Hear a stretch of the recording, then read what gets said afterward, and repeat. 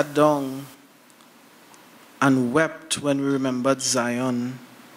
Lord, we remember what Point Fortin used to be. We remember what Petrotrin used to be. We remember how nice it used to be, Lord, and Father, it has moved so far from that now.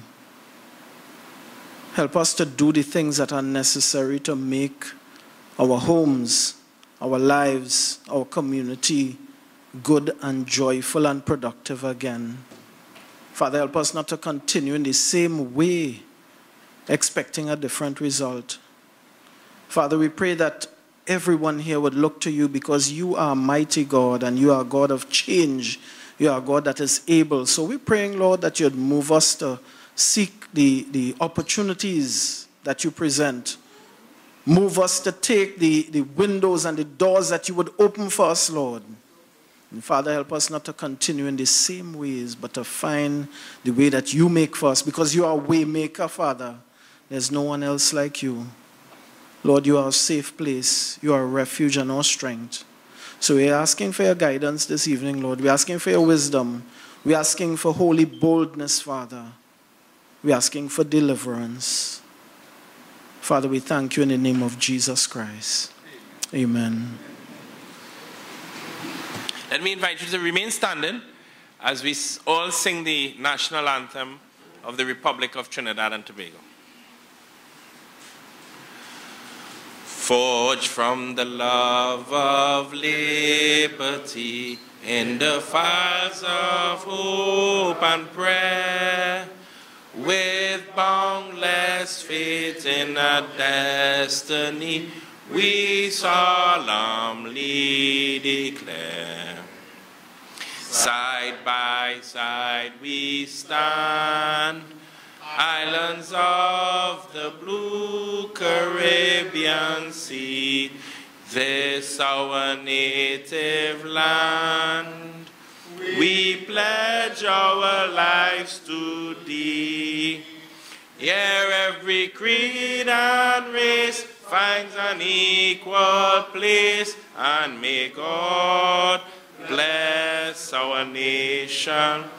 Where every creed and race finds an equal place, and may God bless our nation.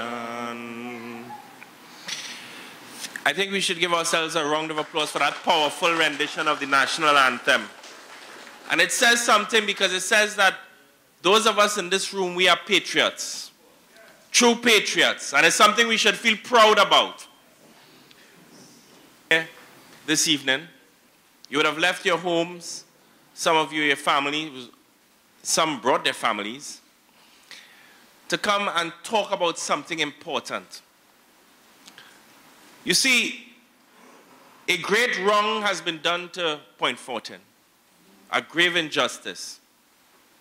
And we know that people need a forum and a space to talk about that. And this is why the initiative of Community Speaks is so important. Because it is an opportunity, it is a space, it is a forum for you to speak. Yes, we will have panelists who will say a few words, but the real essence of this evening's meeting is really to hear from you. Point Fortin is no stranger to creating wealth for Trinidad and Tobago. Point Fortin has been creating wealth for Trinidad and Tobago for a very long time, since the days of Monsieur Fortin himself and his estate. Since drilling began in 1906, that's how long. That is how long, 1906. That's what, 112 years? Is my math correct? 13? 113 years. Point Fortin has been creating wealth for North Trinidad and Tobago. I here to speak very frankly in my opening statement, because it's a fact, it's true. And what has happened is that whatever wealth was left here in terms of the workers and their contribution, and in terms of the small businesses and the contractors, they're gone with that too. We have to analyze and understand what that means for Point Fortin, and understand why it was done, to understand who it was done to, and to understand by whom and for what purpose. And this is what this evening we are going to do. We're going to talk about that. And we're going to be open. We're going to be frank about it. We have to call a spade, say it for what it is, and understand that this great contradiction in Trinidad and Tobago, that has a contradiction that has been with us for such a long time, where the South creates the wealth but cannot benefit from the wealth it creates. And how do we fix that wrong? How do we correct that wrong? How do we correct that injustice? Because we are not only going to speak about what has been done, we have to speak about how we respond and what we must do to get back Trinidad and Tobago. Brothers and sisters, comrades all, we are losing Trinidad and Tobago, you know. We are losing the very essence of who we are as a people if we are not careful. There is this attempt to strip away from us everything that can be considered assisting us to live a decent life. Not a rich, affluent life, a decent life. To send us back to the days of Monsieur Fortin plantation. But knowing this, understanding it, the question is, how do we begin to organize, to protect and salvage, not just save now, salvage Trinidad and Tobago? How do we ensure that we can fight back to defend Point Fortin? And I heard the powerful prayer, and let us give the comrade a round of applause, a powerful prayer, really from the heart. And he listened to that prayer when he talked about how Point Fortin used to be. And now they want to make it even worse. So that is why I'm not going to spend too much time opening this space, opening Community Speaks here in Point Fortin. But to really just thank you all. I would like to thank the borough of Point Fortin Borough for allowing us to use this pleasant hall. So let's give the borough a round of applause. One of the sectors, communities that have been affected has been contractors. Contractors play an important role. Small businesses play an important role in the economy of the South, particularly in the economy in Labre and Point Fortin. So I want to kick off this evening's forum with of the Labre Contractors Association. He'll be joined by another brother, I think Daddy Eddie should be coming a little later on. Sean Edmond, he will be coming. But I understand in this room here we have small contractors right here. So this is your space. So as soon as we open it up, speak out. This is what it is about. Community speaks. About what you are going through. About this great and grave injustice that was done here in Point Fortin. So please join me in welcoming Mr. Steve Lizama to speak about the impact in terms of contractors and the struggles that they are having in the southern basin of Trinidad and Tobago. Please join me and welcoming Mr. Lizama.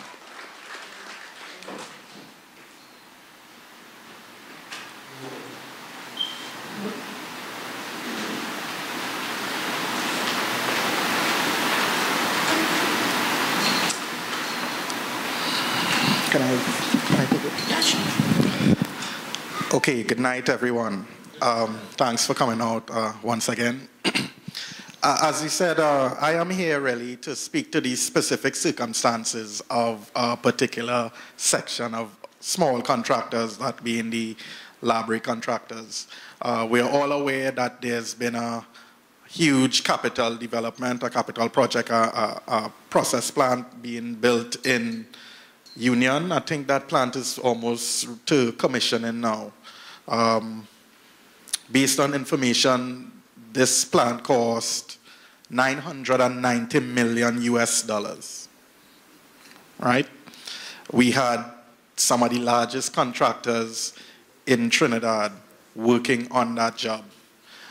But to a man, if you ask the people on the ground, the people where the rubber meets the road, there's been no benefit to the contractors, the small contractors, and to the surrounding community.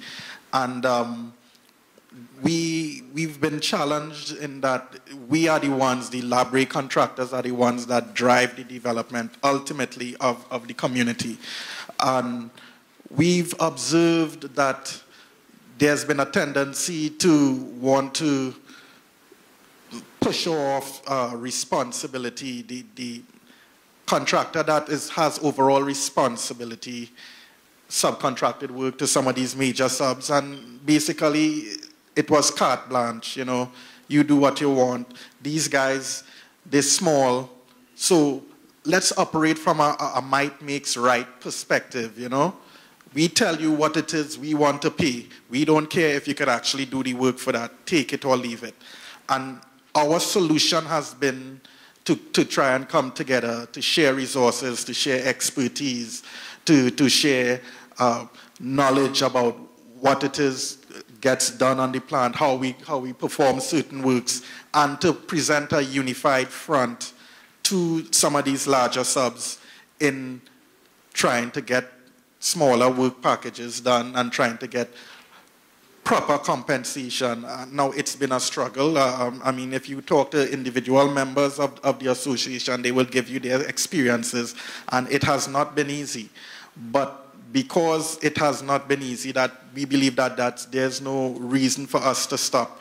We are continuing to lobby for proper and fair treatment in terms of work, in terms of payment, in terms of prices, so that the library contractors can pay their workers a living wage, so that the library contractors can participate meaningfully in the economic development of the surrounding area. And that is really the point.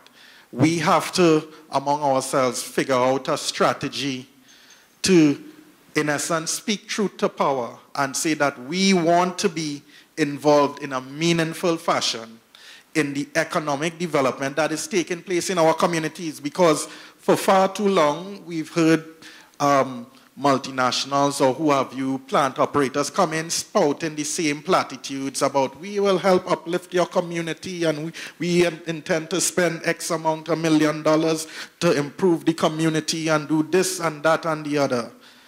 And then the facility gets built, the facilities commission start, and there's nothing that is noticeable in any positive fashion from an economic standpoint in the community. Meanwhile, these same large contractors come in and they make their millions and they run roughshod over these smaller contractors. And when you take your grievances to the appropriate persons, it's like it doesn't matter. They're just fingers on a hand trying to fight, trying to plug that hole in the dike. We have to become a fist. And that is what the Library Contractors Association is really trying to inculcate in our members. That sense of togetherness and to commitment to a common purpose. And as I said, we go back to the same idea of meaningful participation in the economic development of our community. That is what we are looking for. We are not looking for a handout, we are looking for a hand up. And we recognize that the first step lies with us. So we have started that process of building our association. We certainly would invite any of these smaller contractors that are willing to come on board with us and see what it is we can provide and how we can together add value to what it is we are all trying to achieve.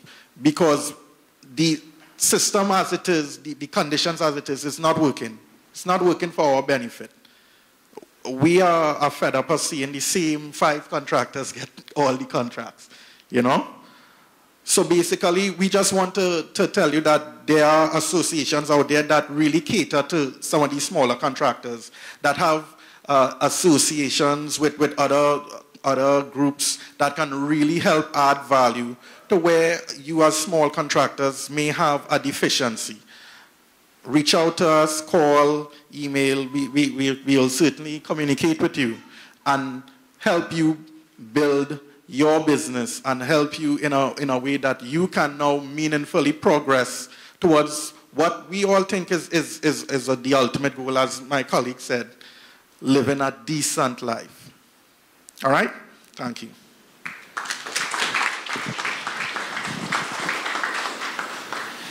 Thank you. Very short and powerful. Not just size. I mean the words, your words. But you said 2 very important things. 2 very, very important things. One, that the system is not working for us.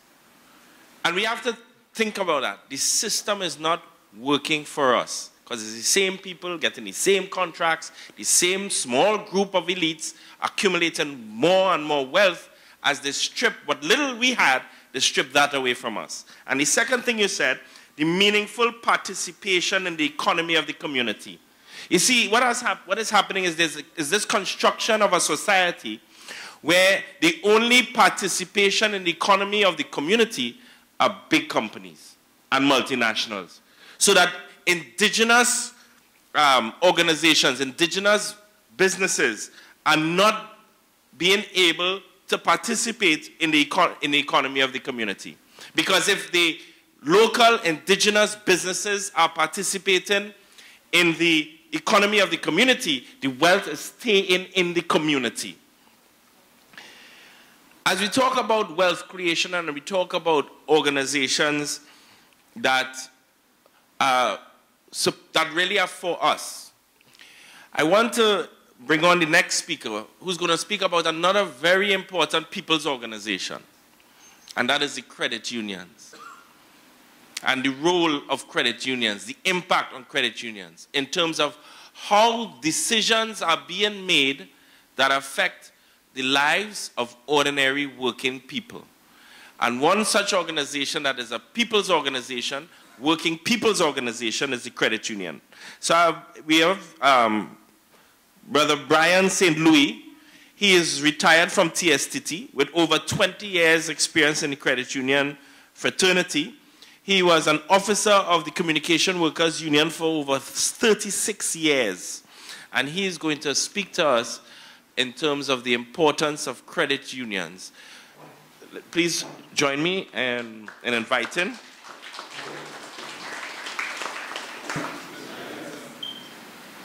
I want to differ a little from what Ozzy said, because when he spoke to me, I had a different view about what he wanted me to present tonight.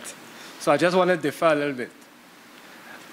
First, I want to say I'm not here speaking on behalf of the trade union movement or the credit union movement. But having served at the leadership of both of those organizations for many years, I believe that as a political activist, I can make some constructive criticism of some of my observations as it relates to the relationship between both the credit union movement and the trade union movement, which in my view are 2 of the most important working class organizations in Trinidad and Tobago.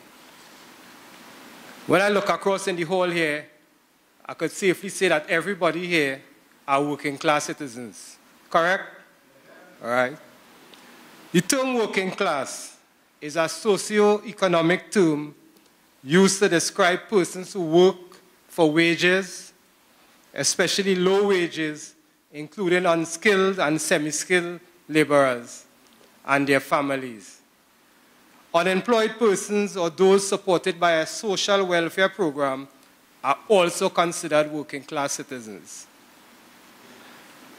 I was at a seminar once, and economist Comrade Hayden Blades once inadvertently mentioned credit union in an effort to describe the trade union.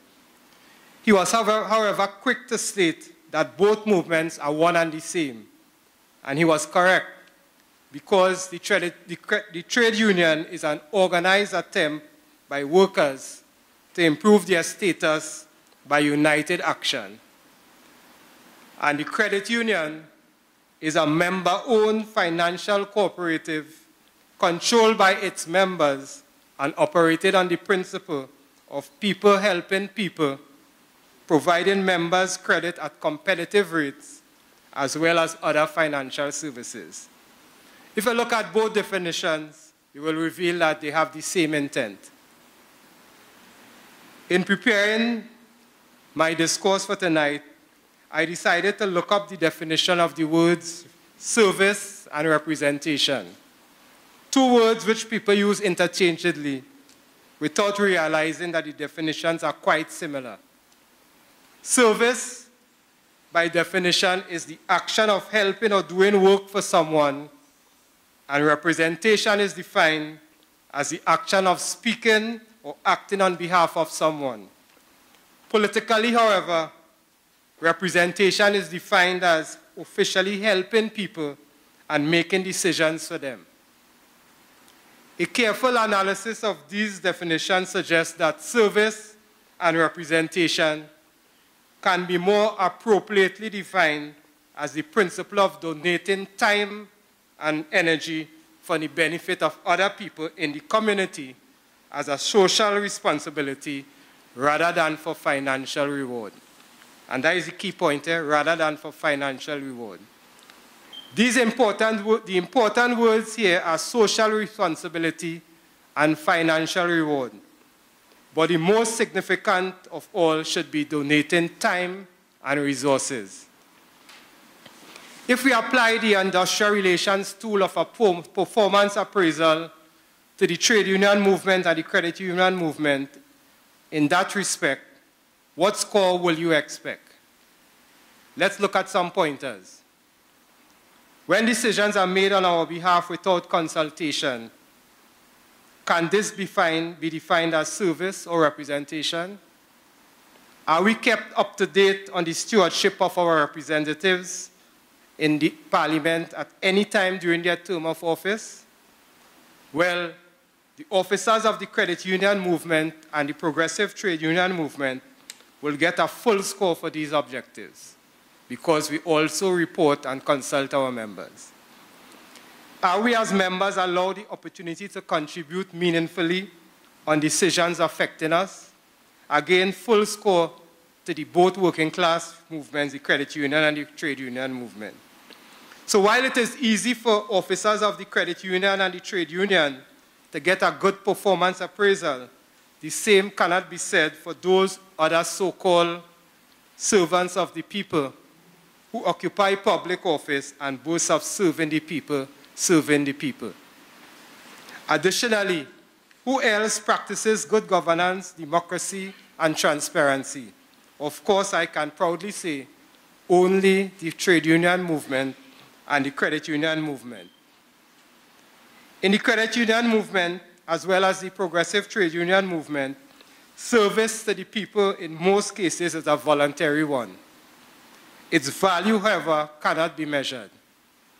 It is a thankless job, but satisfaction comes from the delivery of progressive, professional, and efficient representation to the members. The credit union movement and the trade union movement, in my view, can be described as family-oriented working-class organizations. We may look at family as a simple concept, but there is no simple definition of family. When most people think of the word family, the first thought that comes to mind relates to a mother, father, children, and relative. It is, however, not the only way or the correct way that family can be defined.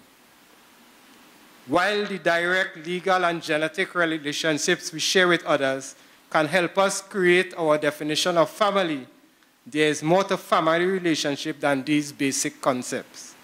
A true family provides its members with emotional support and spiritual kinship throughout. And those are shared through shared values, beliefs, traditions, common experience and activities, unconditional and non-judgmental support. So for example, a church family has spiritual connections and shared values, even though its members are not formally related. Similarly, as workers, we all have common experiences and share activities in long-term relationships at our places of employment without any formal bonds. College fraternities, lodges, friendly societies, to name a few, also share familial bonds through experiences and consider one another as brother, sister, without any formal relationship. Additionally, within recent times, with the growing use of technology, the social networking technology of Facebook, Twitter, WhatsApp, and others has given us the ability to create online or virtual families of individuals who share ideas, thoughts, beliefs, values, etc., although we have never met these individuals in person. The definition of family is constantly evolving and is not as simple as we thought it was. Everyone can define family in a different way to encompass the relationship shared with people in their life, because a family can be termed an association of people who share common beliefs or activities. In fact, it is about who is willing to hold our hands when we need it the most. Family can therefore be described as an entity that is there for you every step of the way and provides support you could never get anywhere. And the only place you could get at is from the credit union movement and the trade union movement. Anthropologists interpret families to be social institutions that perform crucial functions, both for their own members and for members of society. That is to say, that family is a social entity and is a unit that is created and identified by society. Does this sound familiar?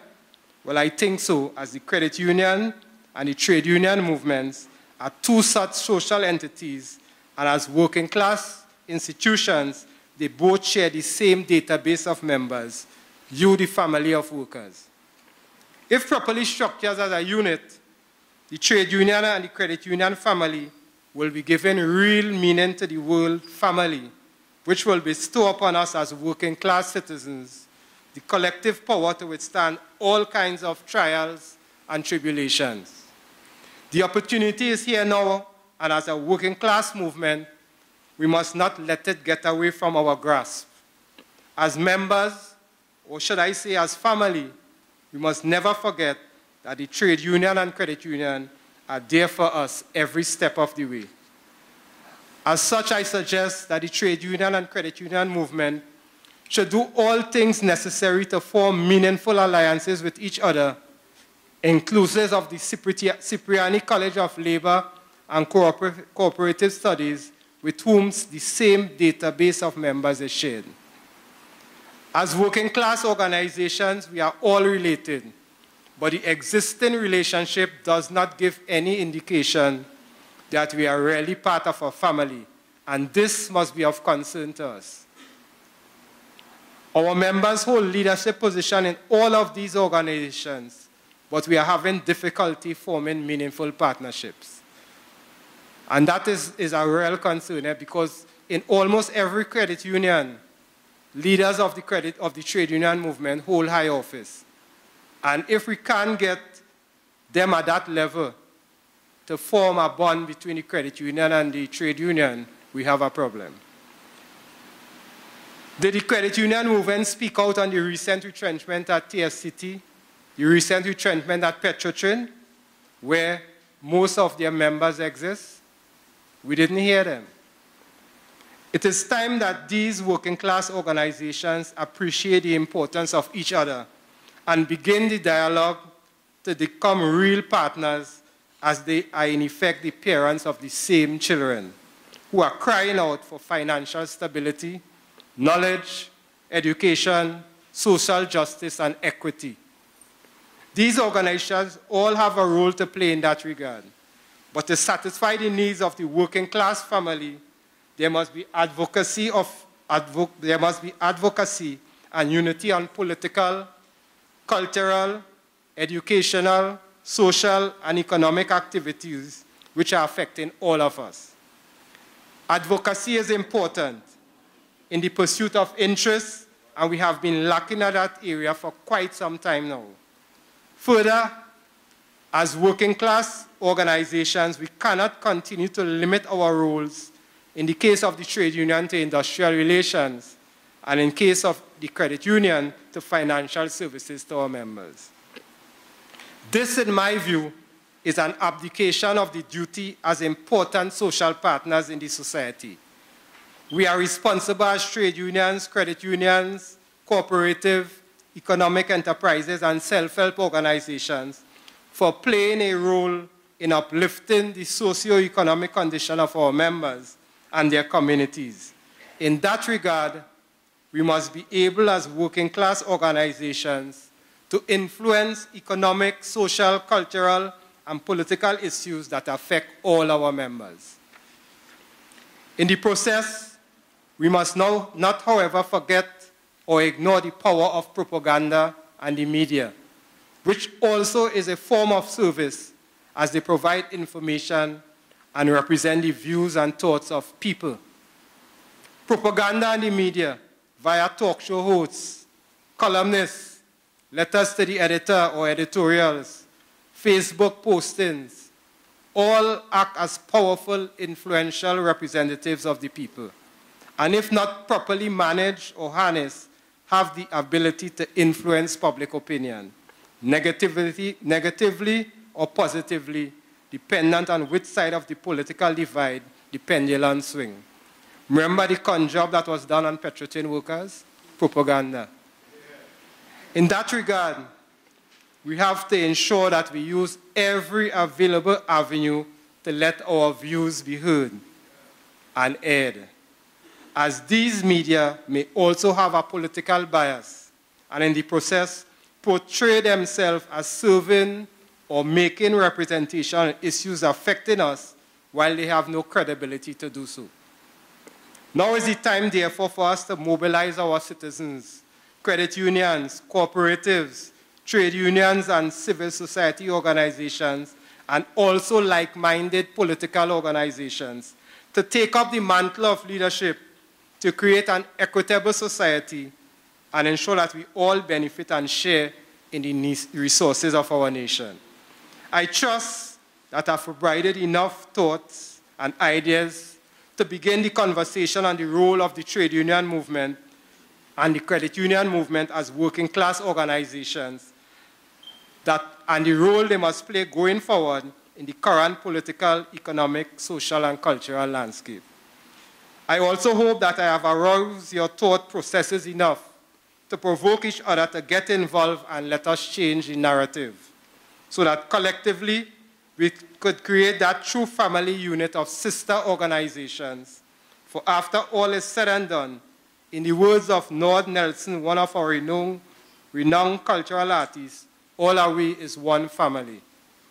It is time we begin to think outside the box and engage in meaningful discussion with our members and allies so that together we can conquer all our challenges. And that's my view on the role that the credit union and trade union are supposed to play in this period going forward. Thank you. You all would agree with me that I'm happy that he differed. You all agree? Yes. He raised several important points, but the thing that resonated in my head, well, in addition to us being a family, is this question of consultation. Because a decision was taken in Port of Spain that affected the lives of hundreds of families in Point Fortin. All right. A decision was taken in Port of Spain that affected small businesses across Point Fortin.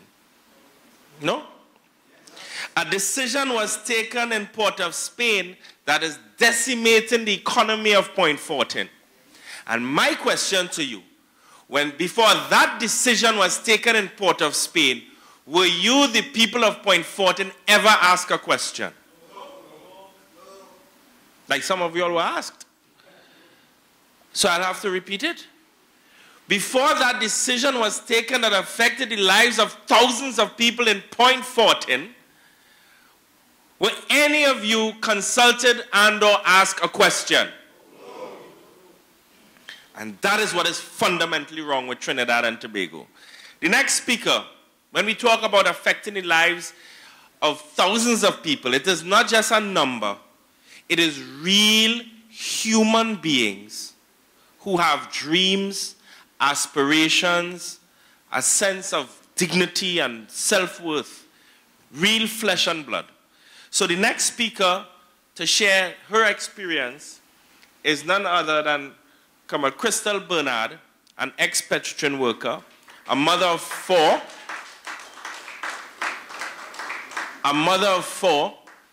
and when you hear her speak, she will remind you of the warrior woman of people like Elma Francois, Daisy Crick, and of course, Thelma Williams. So please join me in welcoming Comrade Crystal Bernard.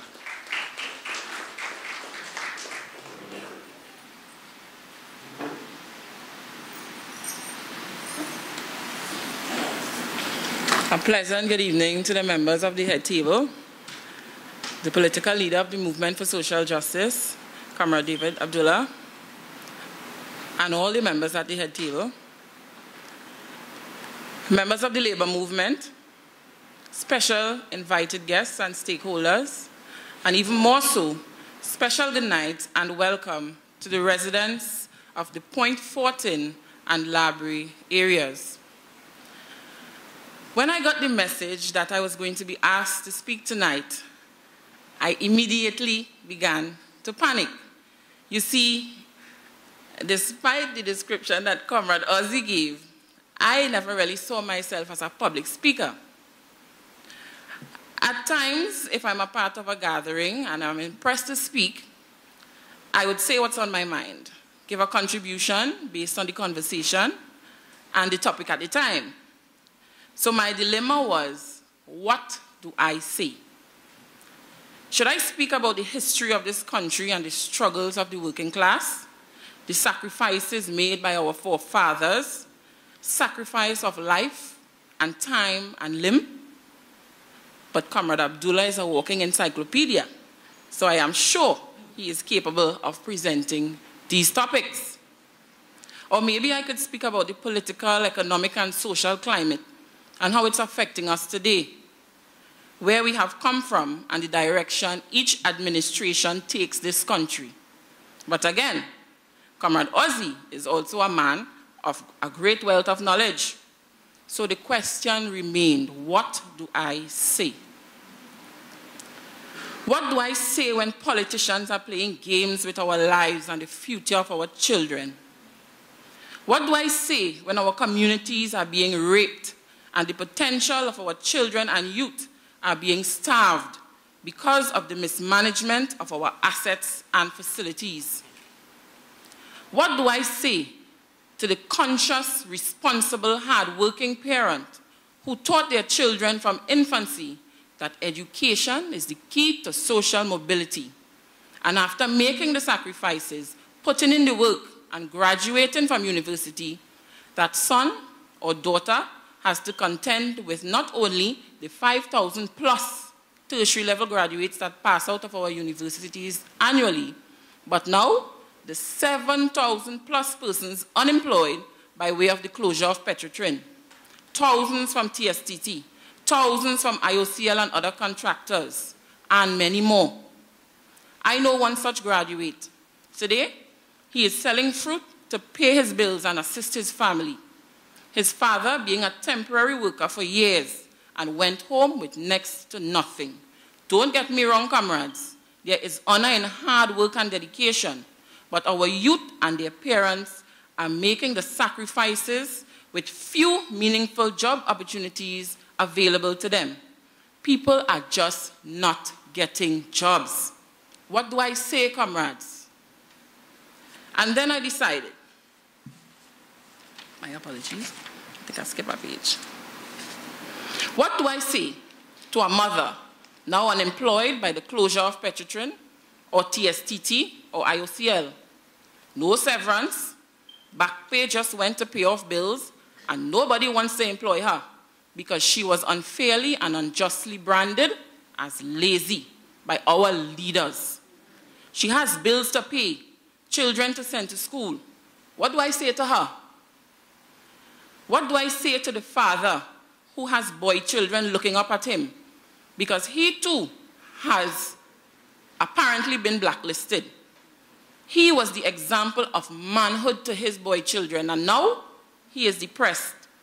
He leaves home every morning to seek employment and comes home to see broken expressions on the faces of his wife and children as he says to them, "Nothing today, babes. It's hard out there." What do I say to him? What do I say when it seems that as if every single system, program, and facility in this country is fundamentally flawed and corrupt? To the persons with health issues who have to face Sandogen and area roundabout. I mean area hospital. But really, Point is only a place you go to be redirected to San Fernando. What do I say to those who have to face the well-known deplorable conditions in these and other health facilities, both patients and employees? What do I say to community activists who want to see growth and betterment in the society, and all they keep getting is run around by all government agencies, and now have to look at the youth who should be benefiting from programs and employment, join gangs, and sit on the block smoking weed and cocaine? Because facilities like the sports club and NESC in Palo Seco have been pulled from under their feet. And then I decided, Crystal, just speak. Speak out. Speak loud. Speak out against injustice. Speak out against the neglect of communities. Speak out against the lack of job opportunities. Speak out against the rich getting richer and the poor working class getting poorer. Speak out in community groups. Speak out in the shops. Speak out in the church, the temple, the mosque. Speak out in the taxis. Speak out in your homes and in your schools. Speak out for social justice. I will use my voice. And the time is now for you to use your voices too. Use your voice to stop complaining and start acting. I am speaking to all of us now. Use your voice to motivate others to be a part of a movement that will be powered by all of us. None of the traditional parties are interested in changing the current situation of Trinidad and Tobago because it serves them well. The truth is, the persons that are running this country haven't really been changing, you know. It's just the political parties that do. Those that control the country remain the same, and the percentage isn't getting bigger either. They demand all. And for the working class remains nothing, nothing, nothing. So I will speak up. I will use my voice. Nothing we have inherited from our forefathers. Struggles came by sitting quietly and accepting victimization and neglect. I have listened to uninformed persons say that the MSJ is about communism and dictatorship. Well, I beg to differ. Let me tell those persons flat, and anyone in here who has any doubt, there are two words that best explain what the MSJ is about: social justice. Equity and fair distribution of the wealth of this country. No more should the wealth be taken from the South to primarily improve the lives of the elites up north. Social justice says everyone gets a fair share of the pie. And this is just my analogy. It's almost like a modern-day Robin Hood story, taking the wealth unfairly and unjustly accumulated by the rich and giving it back to the working class. And he was loved by the normal man because he believed in equity and fair distribution of wealth. But he was also hated by the 1%, I mean the rich, because of the same quality Now, let's not change Comrade Abdullah's name after today to Robin Hood, eh? So, ladies and gentlemen, comrades, if we want to see a brighter day, we must speak. We must speak up. Even though your hands shake and your lips quiver, speak out. Because our story must change, and it must change now. The movement for social justice is truly the only real alternative. Thank you.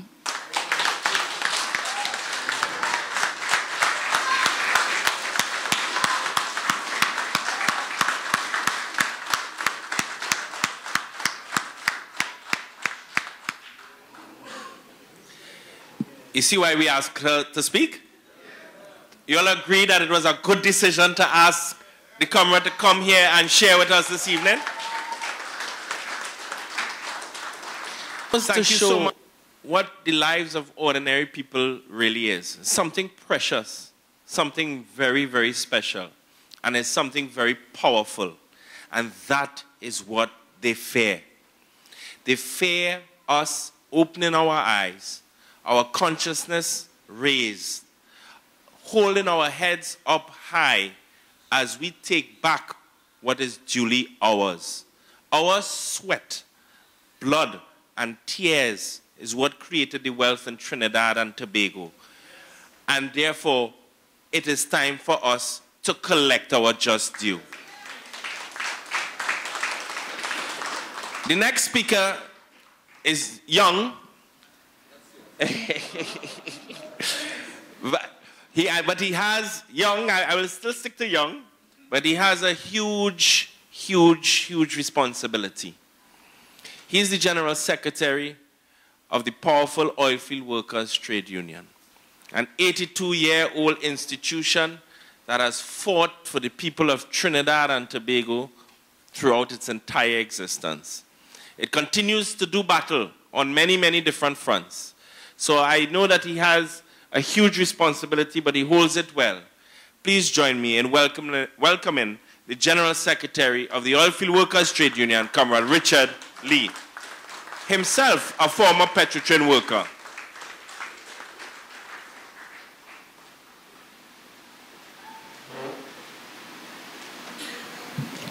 Comrade Chairman Nazi Warwick, political leader, Comrade David Abdullah, Comrade Brian St. Louis, and I bestow in Comrade on the Contractors Association, Comrade Steve Lizama, and of course Comrade Crystal Bernard from the Faisbad Palasico branch. I am proud to say that I am from also. Brothers and sisters, comrades all, good night. Comrades, a lot has been said tonight, and there's a lot more to be said. I don't want to recap what we know, because we know that the OWTU, since inception in 1937, would have been fighting for a better day for workers, for citizens of Trinidad and Tobago, which is why we sing the song, "When those who labor must hold the reins of power." I just want to start by saying we have seen what this government did. And if people are blinded, and if we were in blinkers, then of course we'll close our eyes and just go along as normal. But every single person in this room, and I'm seeing a good friend of mine who is a playwright, yes, and I remember working in one of his productions as a musician, and I use part of it where it says that you are the ripple, and if you drop a stone in that stagnant water, if the ripple is strong enough, it will reach the banks. And every single one of us in here should have invited someone with us. This hall should have been overflowing because Point Fortin comrades have been decimated by the decisions of this government. What did the opposition say when the government made the decision? The only organizations that spoke out was, well, OWTU started from the beginning. OWTU started from 2010, talking about changing, restructuring, reorganizing Petrotrin so that it becomes self-sufficient. Every single person in here is affected by the closure of the energy sector. And then what did they do? I don't want to go too much into this because we do have Comrade Abdullah after to speak. And of course, we all know, and also everybody in here knows what the OWTU is doing at this moment. And because of what we are doing, which is pursuing to have these assets of Petrotrin owned and operated by the people, because OWTU is owned by the people. OWTU is not Comrade Roger. OWTU has 13,000 members. Not enough, but 13,000. So when Comrade Roger speaks, and if we do anything on behalf of OWTU, it's for the membership of OWTU. And from Point Fortin to San Fernando to Paliseco to Pinal to Guayari, OWTU represents in our, and I say our constituencies, yes, our constituency, OWTU, our constituents are 7,000. 7,000 lives, 7,000 families, and that's 7,000 users, contractors who are impacted.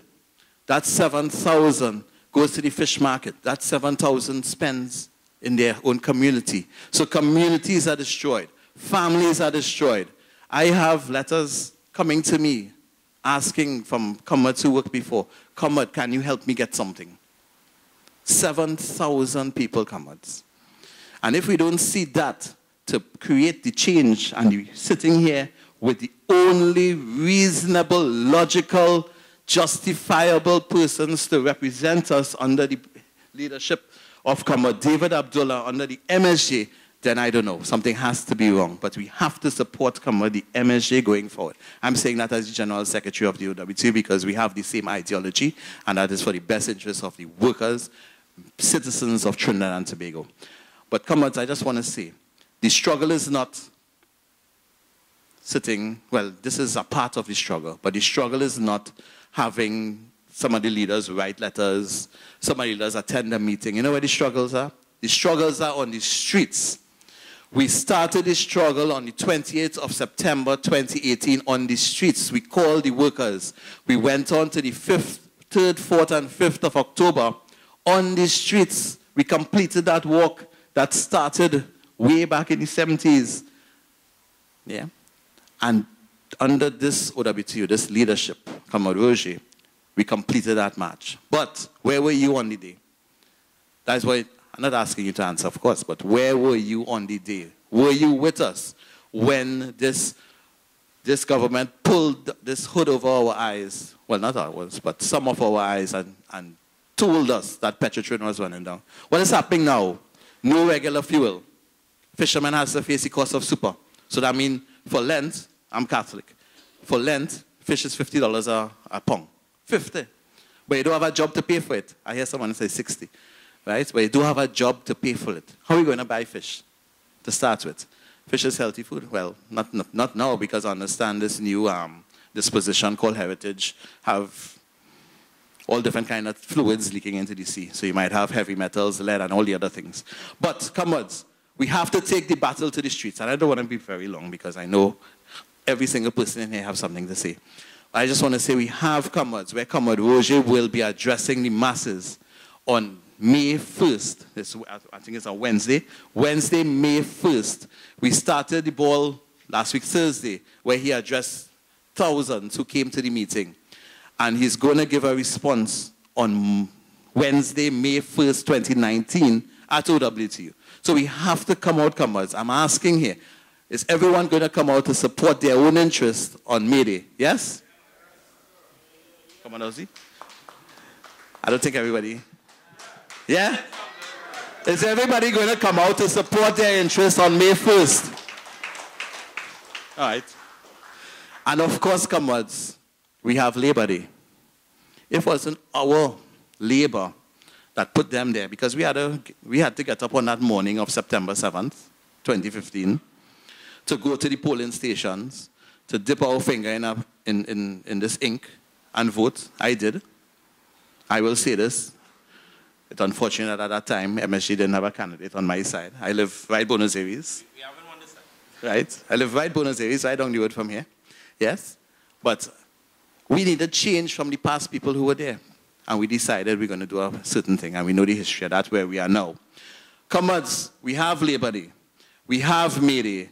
We need the struggle to be on the streets. Comrade Butler didn't fight in an office or in air condition. He fought on the streets. We're seeing globally all the fights taking place on the streets. This fight is not to be inside. This fight is you have to be counted. Come and see about your interests. So, Comrade Ozzy, I don't want to stay too long, but I just want to invite all the comrades to be present when the call is made. Comrade Roger will come and make the statements. And on behalf of the Oilfields Workers Trade Union, here tonight, comrades, I thought we would have had a full out. Notwithstanding the crowd is good, and thank you all for coming, but it should have been overflowing. This is Point Fortin, the oil belt sector. And this is what we have right now. But comrades, we will be strong, and we're starting to grow. And of course, OWTU will always endorse and support the MSJ. Unless, Comrade David, when he reaches in power, do something to get us upset. Yes. Which I doubt he would, because I've known Comrade David for a long while, and he is what he says he is. And you have to take it as is. There's no polish, there's no dressing, that is it. So, comrades, I thank you for having me here, and we look to see you all on May Day, and of course, Labor Day. Thank you.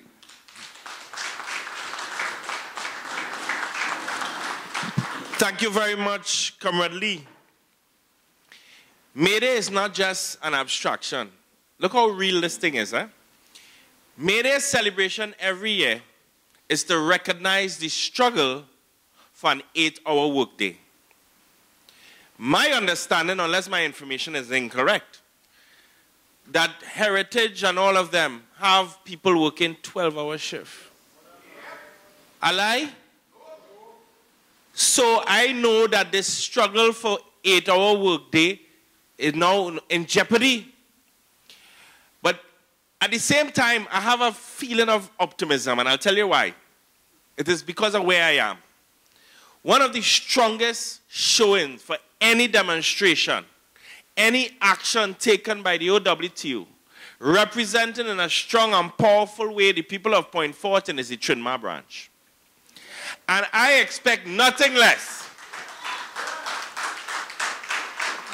President of the Trinma branch, Comrade Kisa, I know for a fact that we can say that Trinma will be well represented on May Day.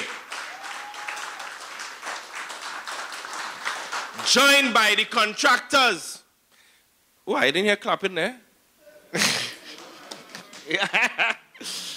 And others from the community of Point Fortin. The next speaker, you know, normally at this part of when you as the MC or the moderator, you have to introduce a very popular person. People will normally say, well, this person needs no introduction. Well, I don't want to say that, because I do want to say something.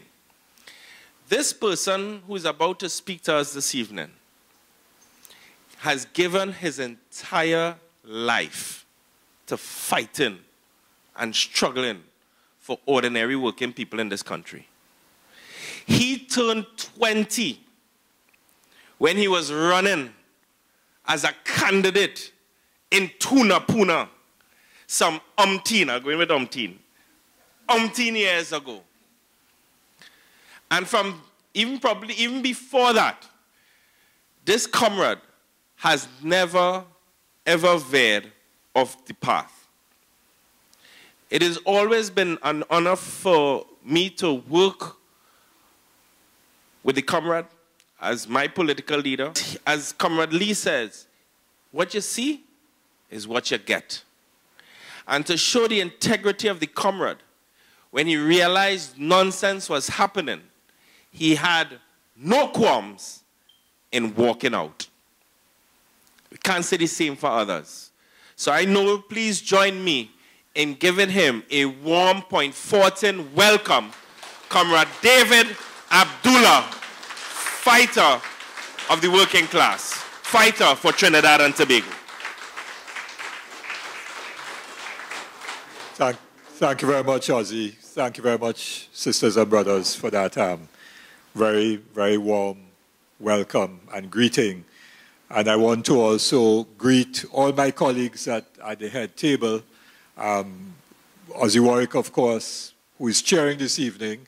I've known for a number of years when he was a youth activist, no longer a youth activist, but still very much a progressive, strong, and revolutionary activist and so on. And I was very happy when I became General Secretary of the OWTU that Ozzy Warwick succeeded me as head of the Education and Research Department of the Union and took that work much further than I could have taken it and so on, and has done a tremendous job since 2009 when he joined the Union. Brian St. Louis, I've known for a long, long time, going back to many political organizations and parties before, when we had the Committee for Labor Solidarity and later on Motion. Brian was an activist and, of course, in the trade union movement at Communication Workers Union. So Brian and I go back probably about 40 years, maybe just a little less, of about 40 years or so. He doesn't look it, and I hope I don't look it either. But as Steve Lizab, I've come to know more recently in meetings in La Brea, where the Contractors Association reached out to myself and the MSJ through Brian to work with them in organizing and strengthening the association and beginning to fight for a fair share of the contracts and work that is done in the Deep South. And I've developed a very healthy regard and respect for him. And when I was going to retire as General Secretary of the Oilfields Workers Trade Union 3 years ago, in fact, the end of March, it's 3 years since I've retired. It doesn't seem like 3 years have gone by.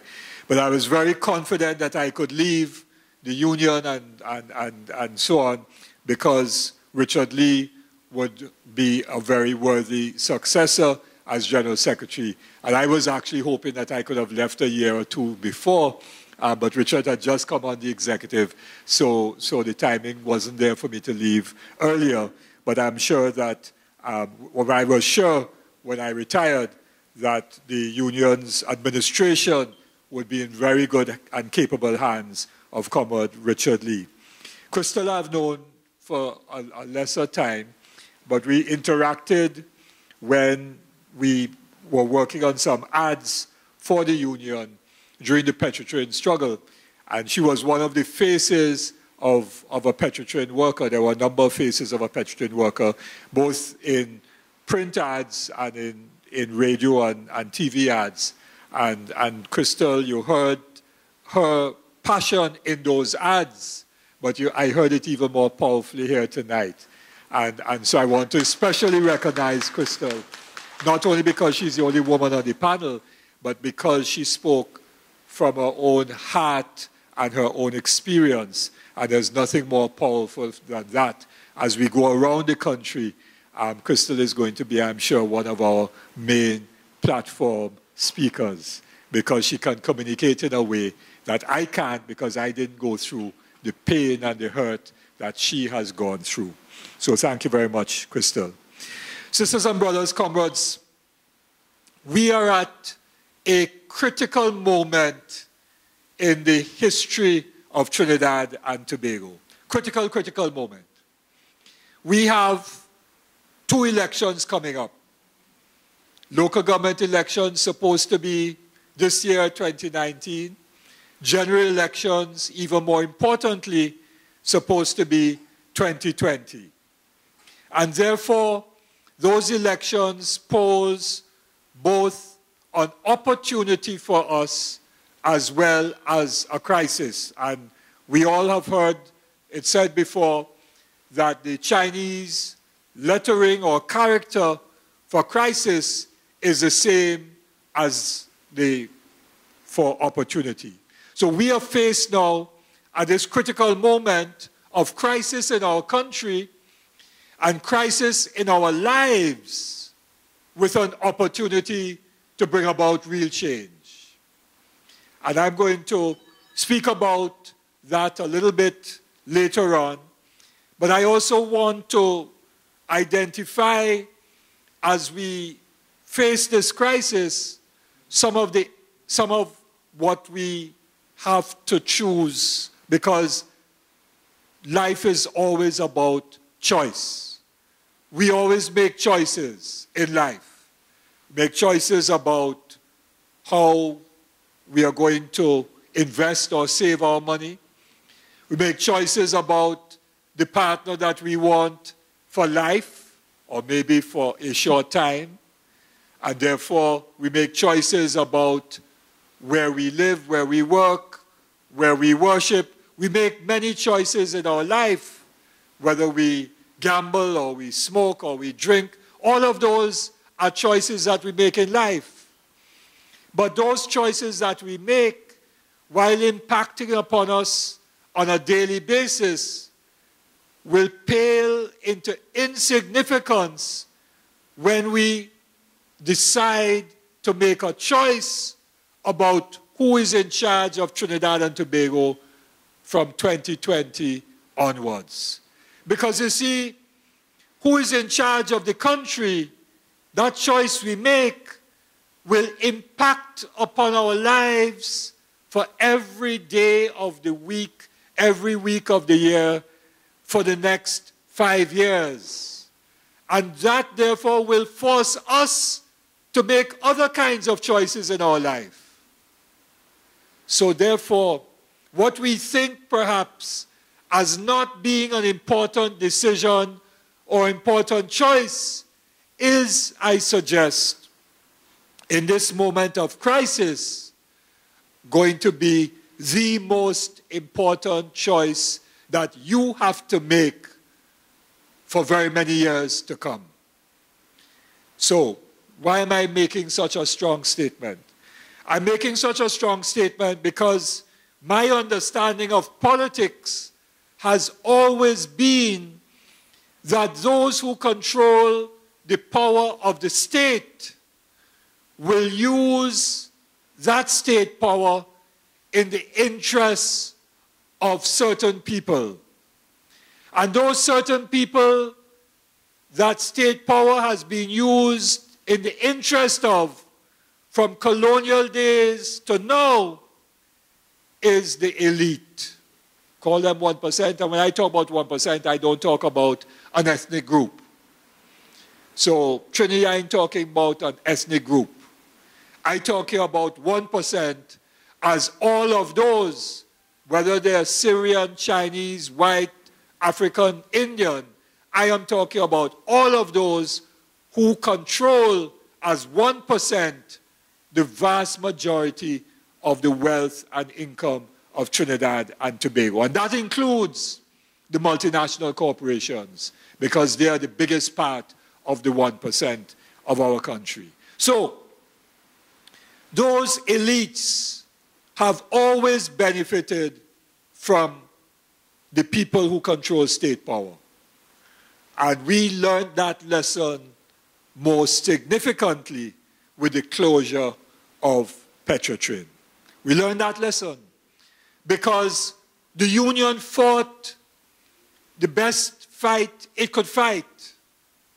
But ultimately, the union could not stop the government from closing Petrotrin, retrenching all the 5,000 plus workers, and closing the refinery, setting up Heritage, which Espinay says only has 100 workers, but we know maybe they have 100 permanent workers, but they're hiring many more hundreds through labor supply only contracts, through Kenson and others, and so on and so on, and Amalgamate to do running security, and I'll come back to that in a while.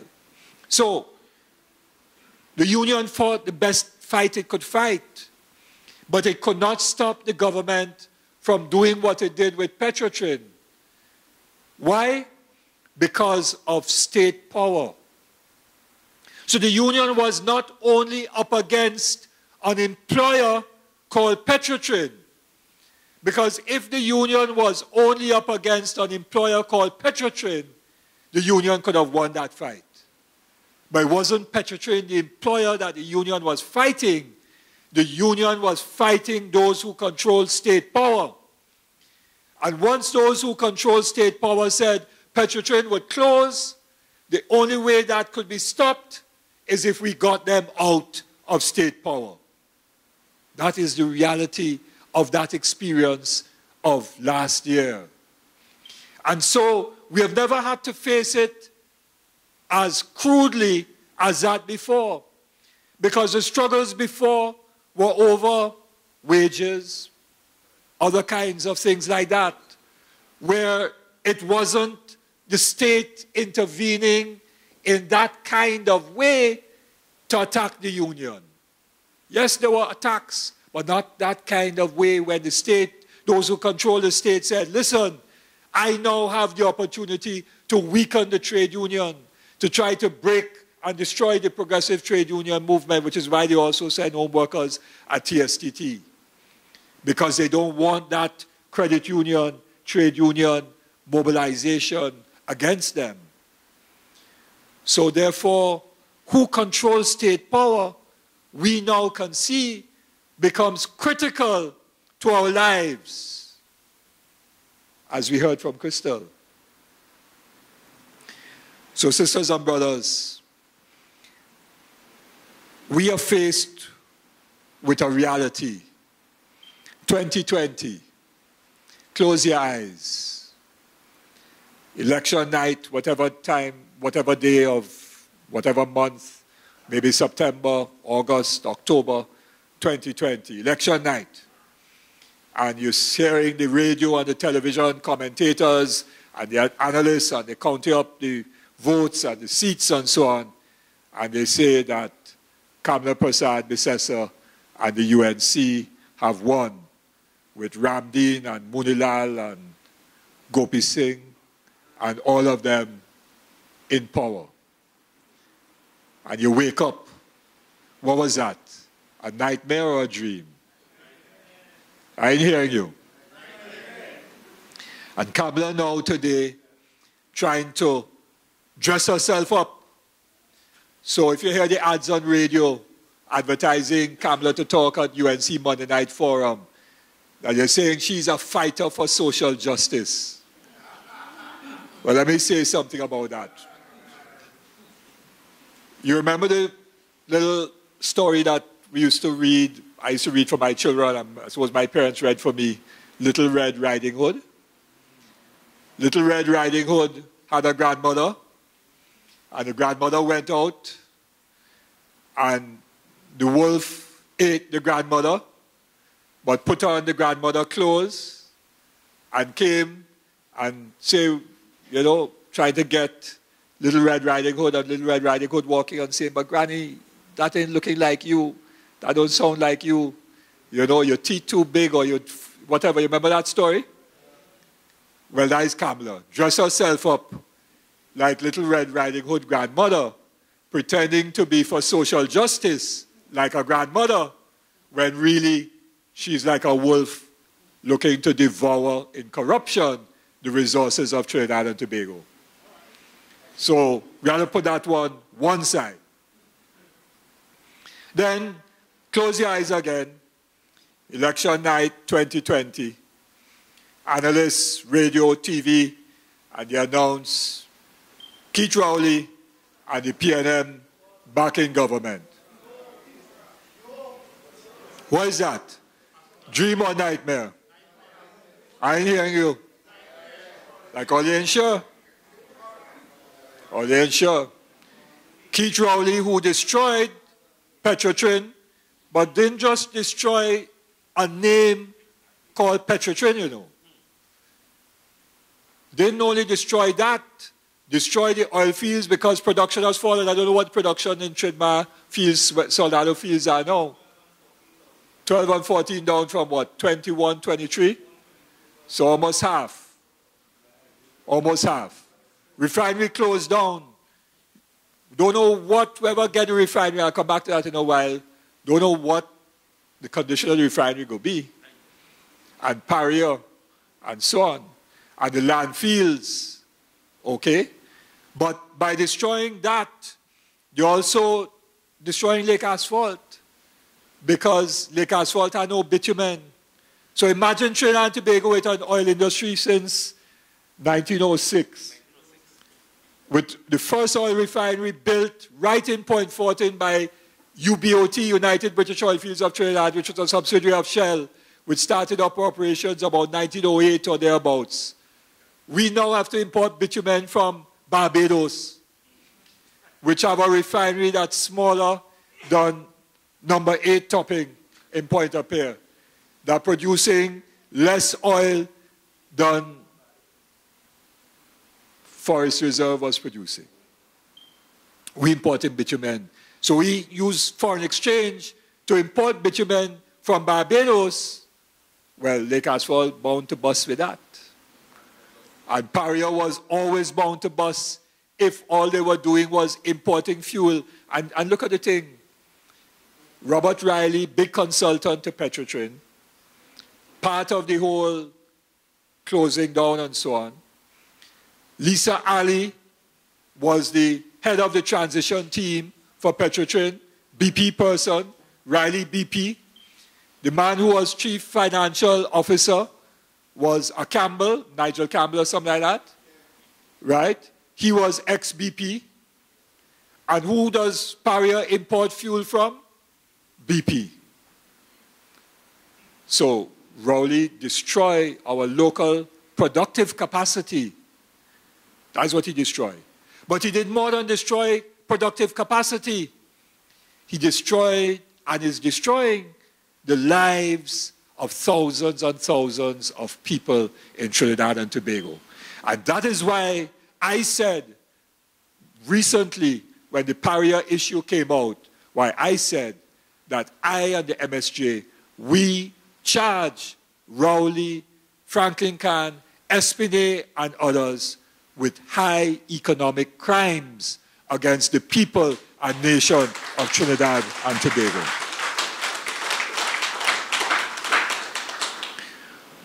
What the Petrotrin issue was about as well, you see, sisters and brothers, comrades, is what kind of society is Trinidad and Tobago to become? What kind of society? Is it going to be a society where people can work in a secure job with a future, with a pension plan, a medical plan, with vacation pay, with all the other leaves of absence, with a collective agreement with a trade union to defend your rights? Or is it going to be a Trinidad and Tobago where heritage, which is going to be sold just now, if you listen to Espinay, where heritage, like BP, like Shell, like Repsol, like BHP, hire a contractor who then hires labor. So we go to labor supply contract, where you have no job security, where you have no pension plan, no medical plan, no benefits. Long hours, no trade union. So if you're a young person in that kind of job, what kind of future do you have in this country? Can you buy a house if you have no work with a guaranteed job, a secure job? Can't buy a house. If you can't buy a house, what kind of stake can you have in Trinidad and Tobago? Can you say you own anything? And therefore, the issue of Petrotrin was, what kind of society do we want to have? Do we want a society where you have estate constables employed by Petrotrin patrolling the offshore facilities? Or do you want to have amalgamated, owned by the 1%, patrolling those offshore facilities at a time when our borders are porous and guns and cocaine and humans are being trafficked? And you know, I heard that at the airport, they wanted to get rid of the estate constables at the airport, and Amalgamated was going to get that too. So the airport and the sea controlled by the 1%. What kind of society do we want to have? So we have to decide what kind of society we want to have. And that choice is ours. And we will have the opportunity to make that choice in the elections that are to come. I want to say, sisters and brothers, that the MSJ has many proposals to bring about real change in the country. An MSJ government, I don't normally speak like this, but I have to start speaking like this now because that is what we are about. We, the MSJ, are going for government in 2020 or whenever the general elections are called. It's not because I want to be prime minister, but because if we don't go for it to bring about the change that is necessary, then the change can't come. Because change, the real change that is necessary, won't come from the PNM or the UNC. We have been, Brian and myself, in the movement for years. The amount of memorandum I write, budget memorandum, memorandum on oil industry, memorandum on this, all kind of memorandum. It ain't changed the price of coffee. All the lobbying, all the demonstrations. I think I organized, well, Ozzy trying to catch me up, but I organized more demonstrations in this country than probably anybody else. Picket, all kind of thing, right? It ain't changed the system. So unless we change that system, we're spinning top in mud. But you could only change the system if you're controlling the power to change it. And that is why we have to go into government. It's not about me wanting to be prime minister or anyone here want to be minister or MP. But if we don't become that, we can't change it. So we are going for it. So an MSJ government, in the first 100 days, because we have a document coming out soon called 20 Points for 2020. In the first 100 days, we would bring legislation to the Parliament to amend the Industrial Relations Act so that workers could join a trade union of their choice. Within 6 weeks, you must get recognition. We would repeal the Workmen's Compensation Act and replace that with a modern Workers' Injury and Benefits Act within 100 days. Because the amount of consultation and recommendation and memorandum, all that work has been done already. All it has to be done is laid in Parliament and passed. Similarly, we would address the issue of the Occupational Safety and Health Act to bring it up to where it's supposed to be. But not only that, to make sure that the Occupational Safety and Health Agency and Authority are properly resourced, not to protect the property of the employers, but to protect the lives and limbs and health of workers and people who go into workplaces and so on. We would ensure that, you see this contract labor system, we will ensure that throughout the state sector and the public sector, that contract labor system is brought to an end. Brought to an end. Now that is not against contractors, but I'm talking about within the state sector and the public sector where individuals are hired on short-term contracts. That must come to an end. Now, with respect to the Deep South, we have to create sustainable employment in the Deep South. And there are a number of things that we have to do. We have to ensure that the service sector in the oil industry and in the construction sector, that they have the strength and the capacity to get the jobs, and that so that you don't leave it up to 5 firms and so on. And we have a situation now off the East Coast where BP and they getting rid of all of the local contractors and going only through Massey Wood Group. Yes? So we're destroying our local firms that operate in Galeota and off the East Coast and so on as well. So we have to now say that we have to bring together the contractors and the companies in the energy service sector, the local companies and so on, and help them to come together, not as a single company, but in partnership with state companies that we bring back like Petrotrin and so on, NGC, that could bid for the big contracts locally and internationally. We see the ownership of the oil on land and sea that was Petrotrin's acreages that are now heritage. MSJ government would ensure that those acreages remain in the hands of the state, in the hands of the people of Trinidad and Tobago. Let me say we don't know what's going to happen because that bidding thing is going to elections with respect to the refinery. So let me just say what I said at the MSJ press conference on Tuesday, that the best way for us to secure the refinery and Paria is if both Paria and the refinery are given in their bid, that the bid of the Oilfields Workers Trade Union is approved by the government of this country.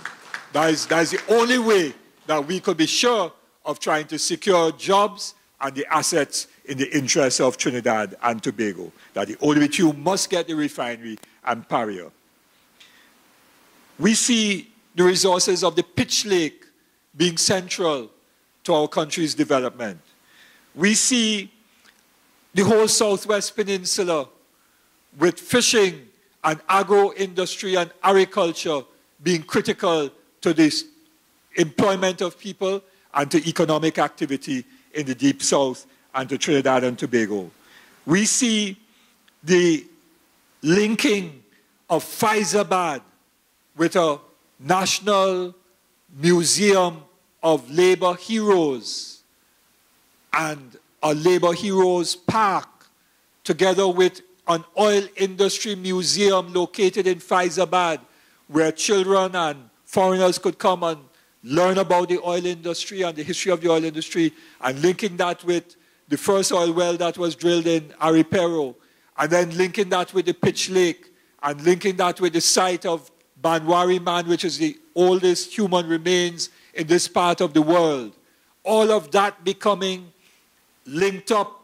So a cruise ship coming into Port of Spain, people get on a water taxi, come to San Fernando, hop in maxis, and come to Faizabad, go to Banwari Man site, come to the Pitch Lake, go to Aripero, back to San Fernando, and huge amounts of tourists can come down here, and our school children could come down here and make that circuit, and people could get jobs that are sustainable, but also we ensure that our history is maintained for the benefit of us all.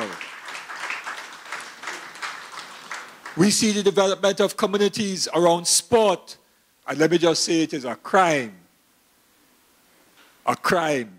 that the sporting facilities in Point Fortin are in the condition that they're in. Which side of the, is that side? Is that side?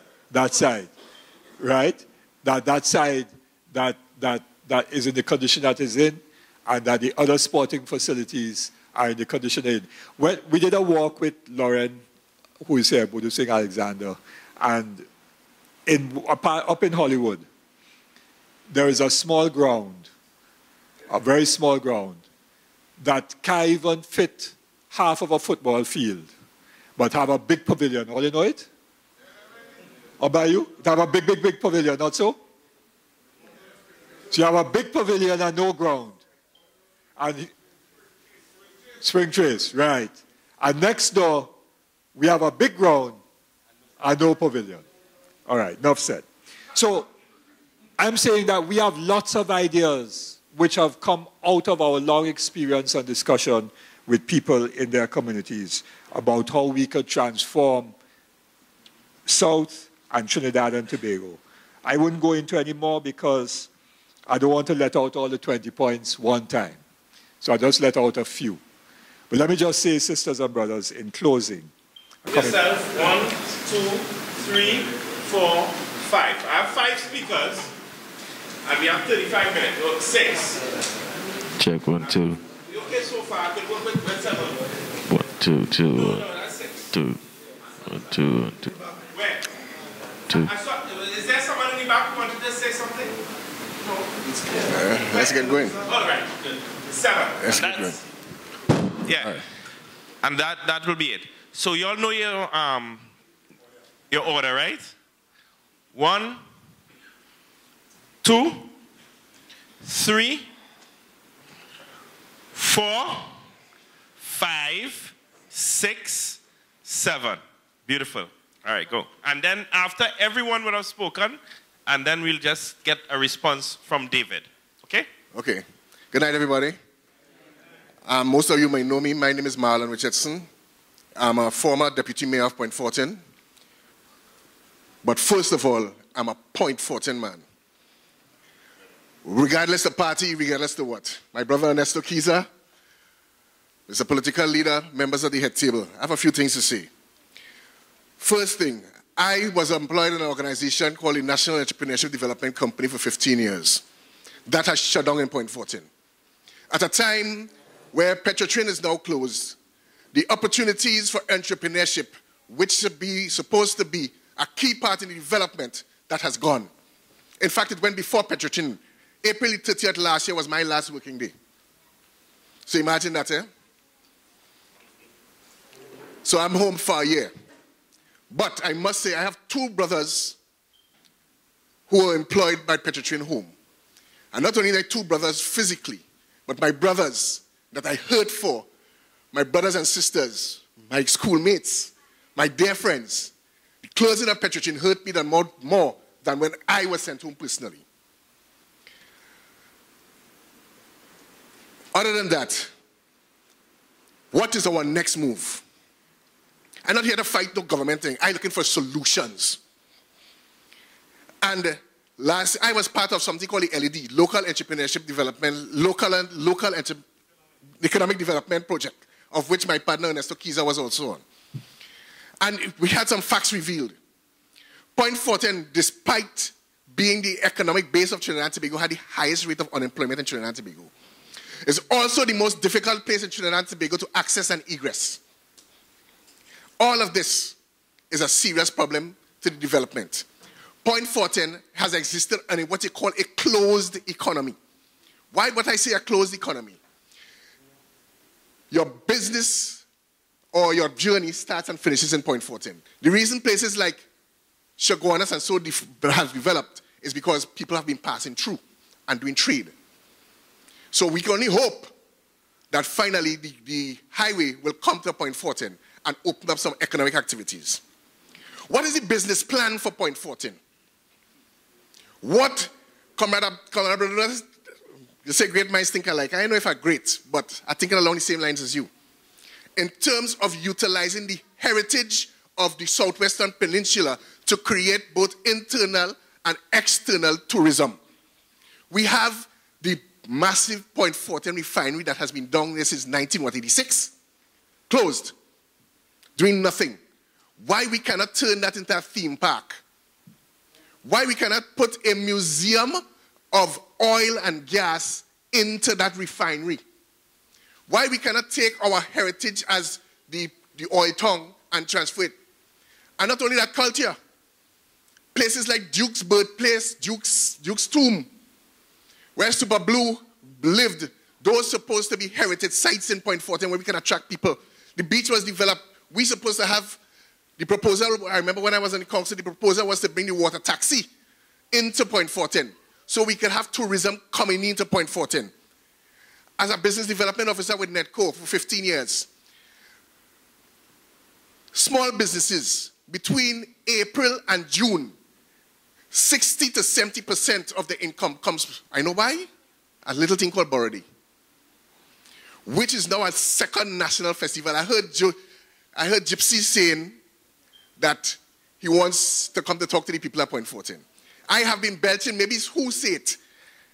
I have been belching for years that Point Fortin needs to have Borody declared a second national festival and get the proper funding and be able. We did a very basic thing a few years ago. And within 1 week, $13 million was extracted from the banks in Point Fortin just through the fast service. And that was going around in Point Fortin. So that's the kind of things that are happening. All right, I don't want to take up too much time, but we have to find an alternative development plan for Point Fortin. We cannot depend on just the whims and fancies of the government. The community has to stand up for itself. We as a community have to decide what path we want to take. Whether it's localized tourism, whether it's development of the agricultural sector, we have to do these things for ourselves. As Point Fortin, as a Point Fortin resident, for all of my life fighting for I am in tears. Yeah, my whole body hurts because I don't know what my children are going to do. Imagine, oh yes, I want to come in St. Louis with the credit union. The credit union needs to reassess its risk assessment portfolios. 2 days after I received my letter to go home, I went to my credit union and was told in order to get a loan to go into entrepreneurship, I would have to get a guarantor. You understand where I'm coming from? So the credit union also has to reassess its role. Now is the time when the credit union needs to up and allow people to take greater risk in order to go into entrepreneurship. Thank you, and may God bless you all. Thank you, and thank you for respecting the time. My name is Bevon Blackman. I just want to say thank you very much for being here with us. Thank you very much, Mr. Abdullah. As I told you, I've known you from since canoe time. And I can say that this man is a man who really is a people person. Because I have been in his small group, which is a group that he had formed, and it was all about the community and people. That was how long now? Right. I have a passion for my community and for my country. I have a passion that I have been thinking so much about Point Fortin for the past few months. And I have a slogan of my own. My slogan is actually, my slogan, let me say it, to put the point back on Fortin. Putting the point back on Fortin and getting back Point Fortin to work and play. And I say that because Point Fortin was always a place where people will be employed gainfully in the oil industry, Dunlop and all these places. And Point Fortin was always a place of play. We had some of the best sportsmen. So that is my slogan. My slogan is putting the point back to Fortin. And I am saying tonight that the only way that I am seeing some of the solutions for Point Fortin is having small industries, having small factories, bringing small factories to Point Fortin, manufacturing companies. We need those things. And if we can implement these things, we can. Right now, people don't have purchasing power. And if people don't have purchasing power, then what will happen to the business places? And we see that happening right now. And in order for the people to have purchasing power, they need to be employed. We need to have employment. That is a point that I had to make. Another point is on education. When is the last time we heard that a school from Point Fortin, or should I say, a government school doing real good, we're actually having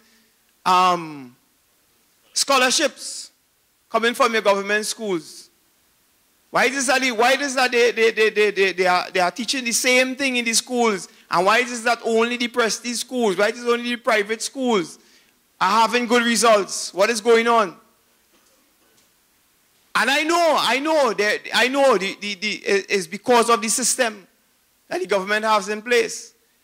Our infrastructure, look at our roads. The law is very unfair. It is unfair. Why? Because at the end of the day, they tell us, inspect our vehicles. If we don't inspect our vehicles, what will happen to us? We will be fined. You understand? But at the end of the day, when we inspect our vehicles, we put things in place and we go down in a hole. Our tires get damaged. I have changed suspension for within 3 months' time. Who is compensating me? And that is why I'm saying that the law, it is unfair. Who is compensating me? While you demand on me that I have to inspect my vehicles and put things in place. And that happened to me. Coming down from San Fernando, end up in Vance River. On the left-hand side of the road, it have about 3 deep holes there. And I went down in one. My good tire gone through. And I have to go and pay for that. I have to get a new tire. So what I'm saying is, who compensating us when these things happen? Is it fair? And I'll just close on this. The small contractors. Yes, I have worked, beside working Petrotrin as a casual worker for a few years, but I've worked with contractors, many contractors. And I'll tell you this, I'm not bashing small contractors. I am all for small contractors getting a piece of the pie. Because I've seen it. I've seen it in the industry where one set of contractors getting all the jobs. And what they tell you is that at the end of the day, they have all the machinery, they have all the equipment, whatsoever. But when they're small too, how they came big? You understand me? They were given the opportunity.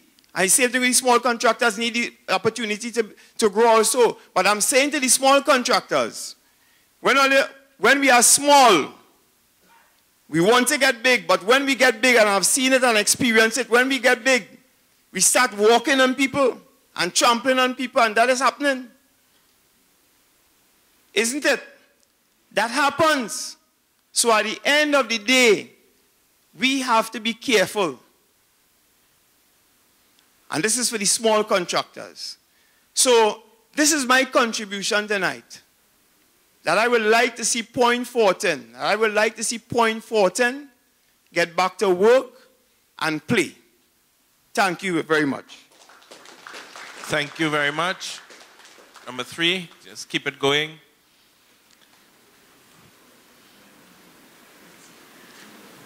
Good night, good night. My name, as everybody know, Fitzroy Beach. Man who does give trouble. But what I want to say, where are we going from here? This is very important. Like my brother as the small contractor, I ready to join. As a man, I like revolution. I don't like nothing smooth. Because we born as slaves and come through the slave time fighting. So like that how we have to go out dying fighting. When I watch Point, a place where I grew up, is the worst. Who don't want to talk about it? Me and fear it. Is the worst. I don't even want to talk about right over the road. Is the worst. Because I remember my father bringing me right there to watch football. They cut the Savannah in 2.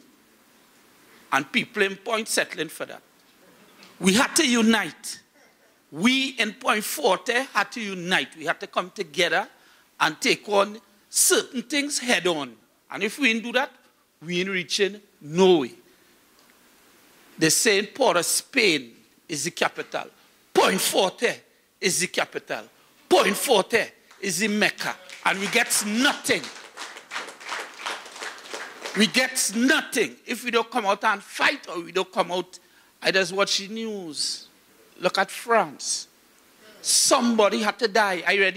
I've been saying that. I ready to die for my country. I ready to die for Point Fortin. Because I grew up in the time when Point Fortin had 2 cinemas. Point Fortin have 0. It didn't even have a place to dance in Point Fortin. They break it down. When I come here and I watch here, I just shake my head. Somebody complaining about the library. Librarian have air condition. Craziness. 2 years a librarian have air condition. We coming back again in an election year, again in an election mood. And Point Fortin have a fire station. No, man. Something wrong, something wrong. And a man sitting down and saying he disappointed about the head fireman. Craziness. We, the people at Point Fortin, we too dress back and lay back. I don't know why a bombings just drop certain place in Point and like get ready. You understand? Fireman protesting, the whole of Point supposed to be out there. It's not them business, it's we business. It's we house burning down. Them have to come. They want to run them out of Clifton Hill because of the same big people who take over Petrotrin want back the house. They ain't talking it right. That is what's going on in Point Fortin. And everybody in Point Fortin only talking one set of talk. You understand? It's time for you to get over that talk. It's time for you to get over that talk. It's time for we in Point to get with just. It's time for we in Point to get with just. But who is the man willing to go forward first? When you go forward, when you look back, it's you alone. It's you alone. It's a few men inside of here. I know, get me back. When I look back, I could see them. But it's the rest. All of them who in here, go run. When they hear that bullet crack, they ain't want to die. Nobody don't want to die. For some to live. This is the problem with we in Point. We have to wake up in Point. It's time. That is all I have to say. And anytime already, my boy, my number is 302-446. My name is Fitzroy Beach. Find me on Facebook and WhatsApp. Already.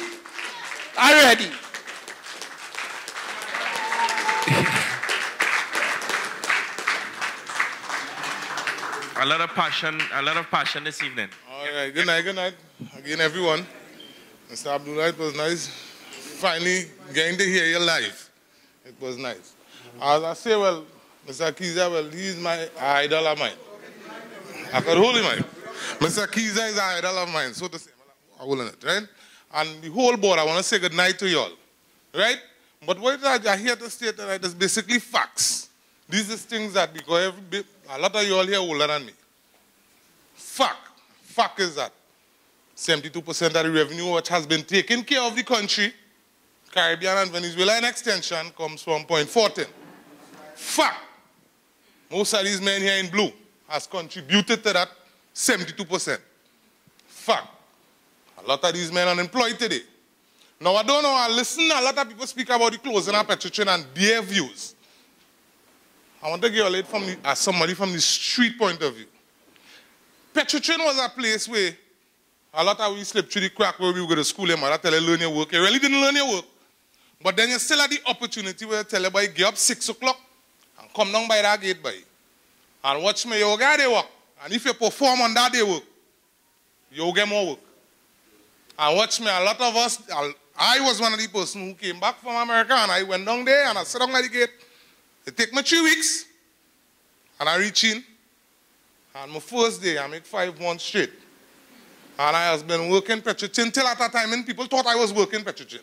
They thought I was an employee because I was given the opportunity and a lot of fellas was given the opportunity to be talking about it take a lot of guys who was on the borderline from being criminals. The boy just get up and come out 6 o'clock, boy. And you could embrace. What we say today is facts. You could embrace any one of these fellas here. My boy, what going on? I want to go down and buy another jacket. Whole a jacket. Whole a shirt and pants. Whole a boots. Now they took that from us. We have nothing really to turn to. Point Fortin had a 10 days back and I would just go through, but the level of the embarrassment, it really, the average man wouldn't even go down that road. Right? So that is one thing what we do. We take men from being, who was to be criminals, they come legal. Now we end up in a problem where we have the people who we was looking up to, which was the Petrotrin workers. Because come on, when you look at it, at that time when they was trying to tell you that this one is a big boy and that man is a big boy because you have a big house. But when you really go down on the base and you really see what's going on down there, you're going to realize that these men really working for the thing. And these same men telling you, boy, watch me, you know you can get your thing. As a contractor worker, you have a problem, come to me, let me know what's going on. Now, I was one of the persons who utilized that. Fellas who work in Petrotrin know my face. They will know that if I have a problem, I'll come and say what's going on. Now, we come and end up with that jam. All right. Now, we come and end up with these gentlemen here now, who really was balancing the country and up unemployed. So we had the contractor workers who was nearly to be criminals, but they breaks it And we had the man who really went to school for eating, because I don't think nobody ended up down there by favors. Fellas really had the paperwork, and though it had men was doing course, because I have uncles who worked down there and they did good. And they're home today, which I believe is unfair. And when you listen to the level of figures were passed to work, it was disrespectful. And it continued to be disrespectful. You understand? We get them, and some metal, they come and close down, nobody get paid. Now we are IOCL walking out. Now listen, what is disrespectful? Now you mentioned something, and I want to say I was to talk tonight. What I personally find is disrespectful, and it continue going on in Point Fortin. It's like they have no respect for Point Fortin. They told us to say, but yeah, what's going on? Take your $3,500 and go and do your pre-C. And if you do your pre-C, you will get yourself a proper salary. Now, nobody don't know where you're getting $3,500 from. This is the IOCL, to the Joe. He's saying to the whole lineup. Nobody don't know where you're getting your $3,500 from. All right. Now, you jam. You make 9 years with a company. You're underpaid for 9 years, factually. Factually. Now, you're going to work shoulder to shoulder with these men. Now, I listen to this man fight. Stand up in the hot sun, he takes strain. All right, it reached that point now. I find it is unjust, Mr. Abdullah. These people and them out. They are able to walk out. They didn't even turn around. And then you turn to tell me now heritage coming out. I did dig out we more. We even clarify what happened before. We bring in this next part. You know, you mentioned something which is very attractive to me. What I'm saying is, Mr. Abdullah, is the first time I hear you speak. And I am totally contented with what it is you said. I don't know if you know, you could ask the people here. When I supported something, I supported full 100. If it is just say the party we're going to do this, I will be with you all, I will be listening. When it's time to speak, I will speak up. Point Fortin has been disrespected for far too long, yes. As my brother say, yes, we get comfortable, yeah, we get a little complacent because we are loving Point. Correct me if I'm wrong, we are loving Point. We are loving Point. But it get out of time, you know, where it disrespectful that we backbone, we uncle who was working trimmer, where you could have go and borrow a little $300 or $400 from when you have it. You take that for me. So then what we turn in? Then you're forcing me to go into crime. And this is not what we want. We had our opportunity. We have our option. Election coming again, Mr. Abdullah. Prime Minister, sir.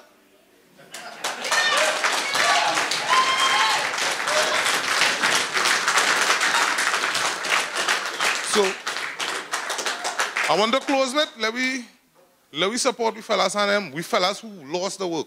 Mr. Abdullah, I see that fight and that struggle, let me continue speaking it. Chrissy, how you talk tonight, I like how you talk. Let me say it as it is. Because we reached to the point now that we can't afford to hide and sugarcoat anything. It's getting worse. And it continues to get worse. So let me stop sugarcoating. The fact is the fact. It's not working and it's not working. Because you can't tell me you check for me and you make me unemployed and you check for me. And you even come up with an idea to replace the salary. You see? You understand? So I think it's time, let me support each other. Point Fortin is we own, let me take back my point. That is my contribution. Thank you. Let me, yeah, I'm not going to let that happen. A fighter, a comrade who sacrificed in real terms. In real terms.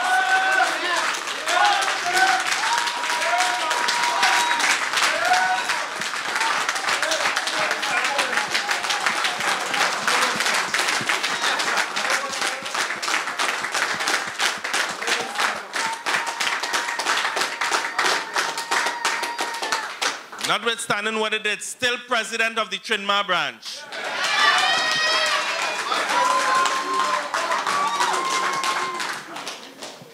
Proceed, comrade. A pleasant night to the members of the head table. Comrade Chairman, Comrade Abdullah, Comrade General Secretary. Pleasant evening. And Comrade Brian St. Louis, Sister Crystal, and Comrade Lizama. I wish to say pleasant night to you all, and pleasant night to all my brothers and sisters in the house. I greet you in the wonderful name of Almighty God and His Son. Yes, pleasant night. I am very humbled by the introduction. I mean, I just can't deal with them thing good at all. You know, that is just how it is, right? So, let me get straight to the point. First of all, I want to thank the Borough of Point Fortin for allowing us to use the space. And I must talk about it because it was a struggle. The politics is very dread at this point in time, and I want to thank the corporation for allowing us to use the space. And I'll leave it at that for now.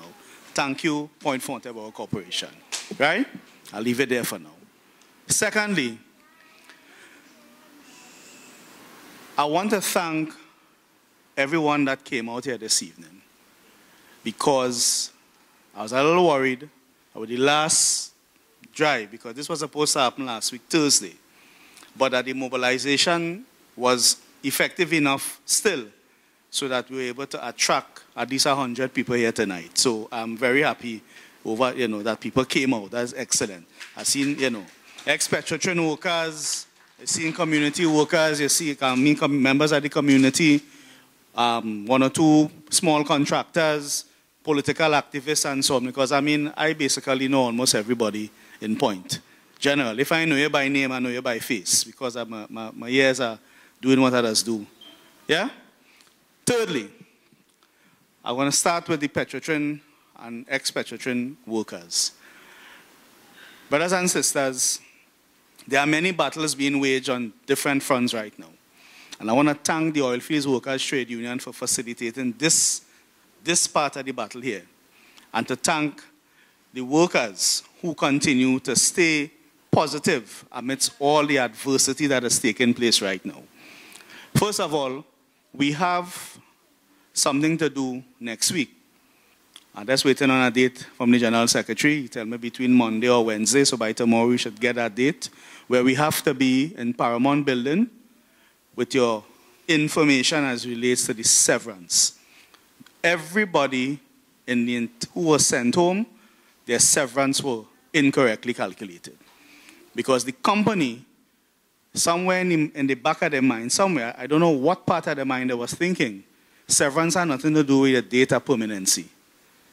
Severance had nothing to do with your, you was casual too long, so you ain't getting nothing. You come up with your own formula, so that there are currently over 800 to 1,000 casual workers, former Petrotrin, who went home with nothing. No severance, nothing. After 30 years, yes, and 35 years, they went home with nothing. You see, Trinidad and Tobago need to hear this. And I heard a popular radio talk show host this morning calling for Ansel Roger. Where's Ansel Roger? And he goes on to say, well, Mr. Roger was saying these things since the beginning of last year, and it seems like what the union was saying as relates to the government's plot seemed to be correct. We would love to hear Ansel Roger. No. You see, brothers and sisters, even some of you needed to convince your own self that the government was fooling you. Because there's still some of us who believe that what that gentleman who calls himself Prime Minister, what he did is correct. There are ex-Petrotrin workers and retirees who believe that what he did was right. I don't know. So, okay. So, brothers and sisters, stand by for that call. We'll come up to central office, and this is for all branches, all branches, because the registrar, the assistant registrar, and the two administrative officers of both the the San Fernando and the Port of Spain Industrial Court, they gave the proper advice according to the Retrenchment and Severance Benefit Act, Section 19, that they're going to non-payment after 30 days, non-payment of severance, there's a particular action that has to be taken. And brothers and sisters, there's a kind of historical thing, because we're really pushing the envelope here with the RSB. So we answer that, and the reason why it's being given attention is the timing and the numbers. So we have to increase the numbers. If I have just made the statement that everybody's severance was wrongfully, then we're supposed to see 5,000 people. 5,000 people in OWTU next week, please God. All. Good? Right, that is 3. 4, for the credit union movement and for the point that Comrade Marlon Richardson spoke about. Our brother raised an issue in Faizabad 2 days ago, the day before yesterday. And he said there are brothers and sisters, not only from ex-Petrotrin, I'm sure it's happening in TSTT and other persons who have been sent home with small money. They don't have any. Some people don't even have money to buy groceries. So that we would like the credit union movement to facilitate the setting up of food cooperatives where we could buy and sell to our membership at cost price so that people could afford at least food to rally the storm. Yes? Right? So we could afford food at least. The other thing that we would like to see, and I want to endorse that also, is that within the Cooperative Credit Union League, if they could have some meetings with the major credit unions like TechU and Antilles and so on, to where most of the ex-Petrotrin workers, Penal Credit Union and so on, Palo Seco, and so on, to create some entrepreneur, some local economic development scheme that could encourage ex-Petrotrin workers to really take entrepreneurship serious. Create some seed funding. Have a discussion with the OWTU and maybe on some of the other unions, and I'm talking about quickly, within the next month or so, and create a program that could have seed funding for workers who wish to go into business.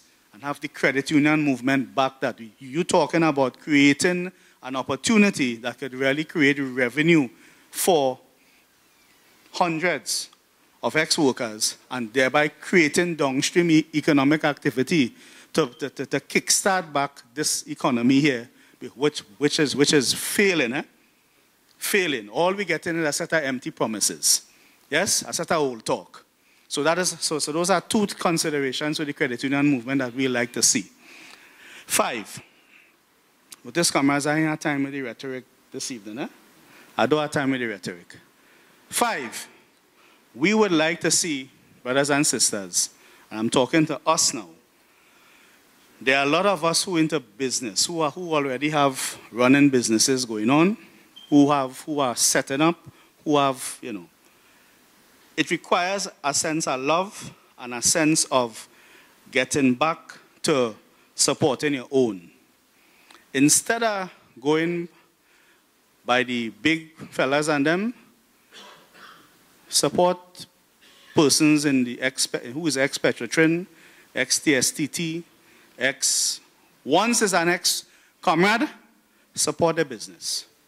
Support the business. Whether it's a little small mini-mart, whether it's a shop, whether it's what? Whether it's a paint shop, yes? Support it.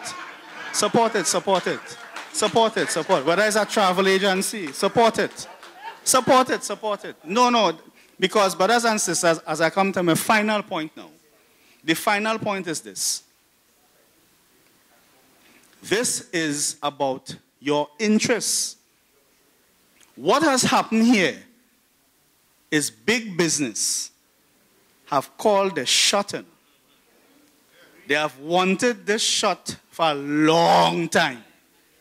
And they called the shot. They finally got a prime minister, who they could turn enough, who could move aside and allow them to have their way. Understand this, brothers and sisters? This is about interests. And whatever you wish to call them, 1%, super rich, whatever you want to call them, the point about it, this is about interests. I am posing a question to this house here. Are you ready to protect your interests or defend your interests? More so, do you know what is your interest? Is your interest supporting all these big malls every day? The little money you have on a Saturday, you're going by the mall? Is that your interest? Is that your interest, going by a particular place to buy a bag, to buy groceries? Is that your interest? I hope all are reading me clear, you know. What is your interest, brothers and sisters? And if you could answer that question after tonight, then when silly season starts, and you heard the political leader of the movement for social justice, you heard what he said, then you wouldn't have any problem supporting a political organization who is genuinely in the interest of your interests. All you catch me, comrades? I hope all you catch the drift, because we have 5,000 retirees right now who are not sure about pension. We have an additional 2,057 deferred retirees. I'm in that bracket. Who ain't even sure we'll ever get a pension, because when Petrotrin closed, there was a big holler by the trustee to get the government to guarantee the deficit. A letter, we were told that a letter passed. None of us saw the letter. It's only crinkle face. I don't know who I call him crinkle face. All. He say so, but I can't trust nothing what he say. So we are not sure that we will get pension when we reach 50. Again, the trustee and the fund manager, they get in the millions and millions of dollars. But the point I'm making, they are seeking and protecting their interests. I'm saying as I close, brothers and sisters, when the time reach, and it's coming sooner, an announcement will be made in the borough of Point Fortin. I hope when that announcement is made, you don't disappoint yourself by not supporting your interests and backing that announcement for the next member of parliament for Point Fortin. Have a pleasant night, brothers and sisters.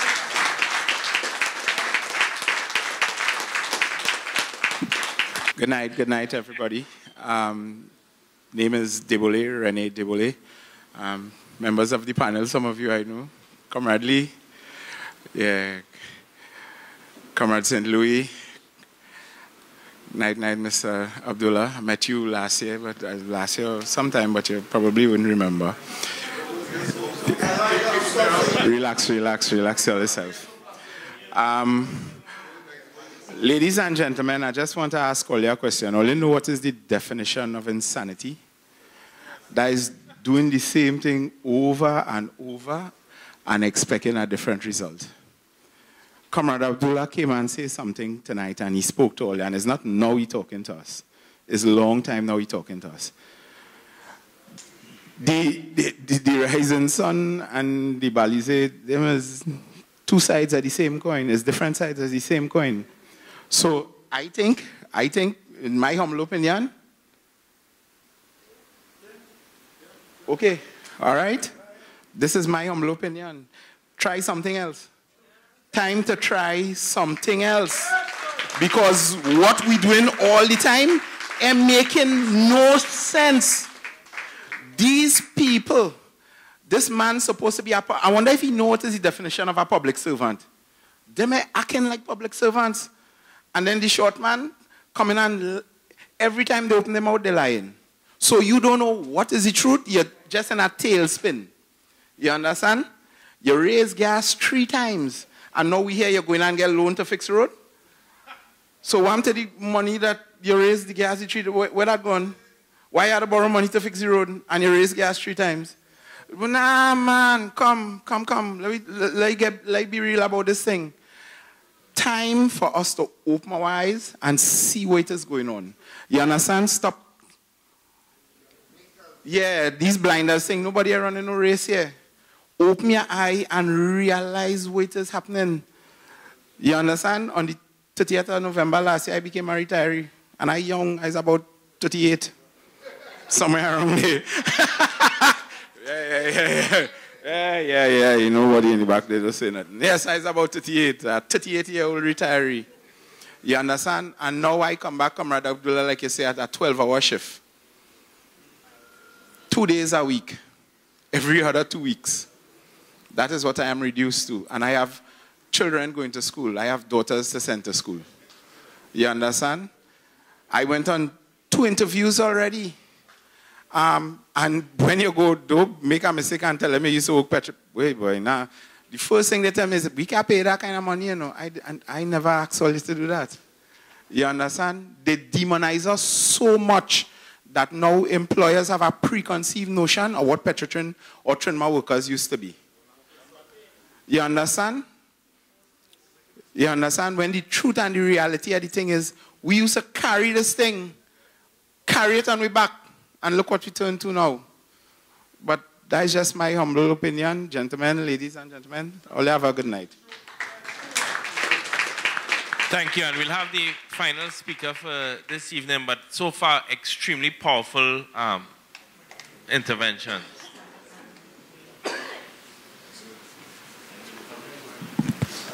Okay, man.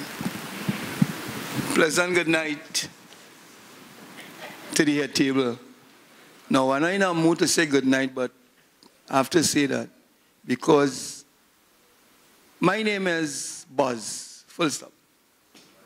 Buzz. Yeah.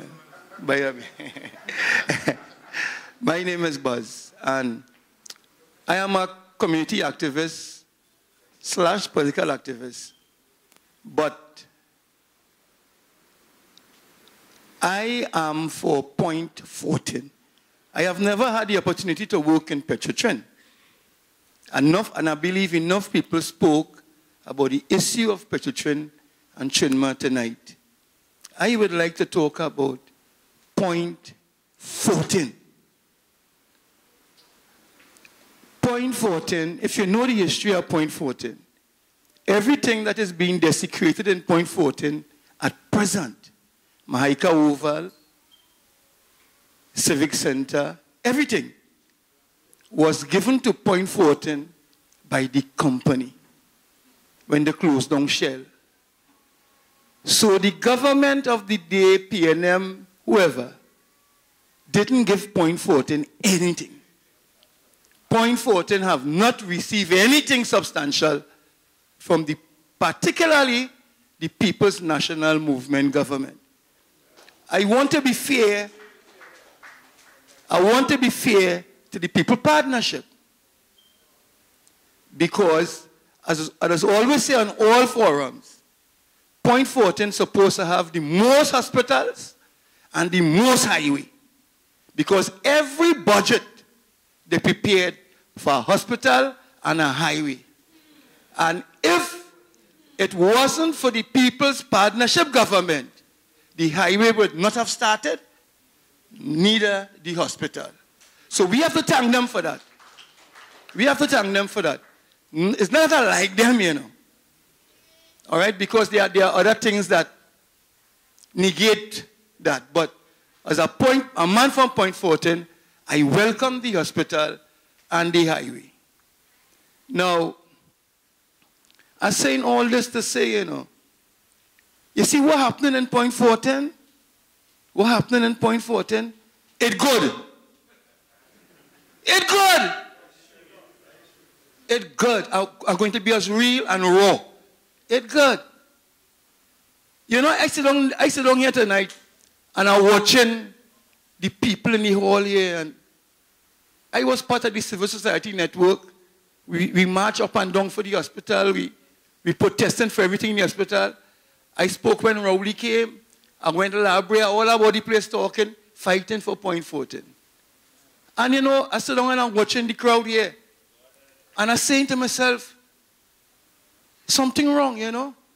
Apart from the numbers, because I expected this place to be packed. All right? And something wrong with that. And I'm still watching the numbers are here. The numbers are here. And I'm looking at the faces. And you know what I'm saying to myself? Some people go vex, you know. But it doesn't matter to me. You know what I'm saying to myself? Half these faces, I have never seen them in any protest movement in point Fortin. I have never seen them. You know they come today. You know why they're here? If they didn't lose their jobs, they would not be here. And that is the attitude we have to change Point Fortin people need a redirection of thinking. When things good with you, you ain't care. When things, you're looking for support. And I am saying, whether it's good or bad, once it's for the benefit of Point Fortin, come out and support. We watching the fire station thing the other day. Well, I came out to go, but you know my foot short, so I'm late. All right, but I came to go. All right, when you watch the march, oh God, it's a fire station we're looking for, you know how long? And I am saying to you, Mr. David Abdullah, I hear about your 20, how much plan on you in 100 days and all that. It's sounding good. But here what's happening.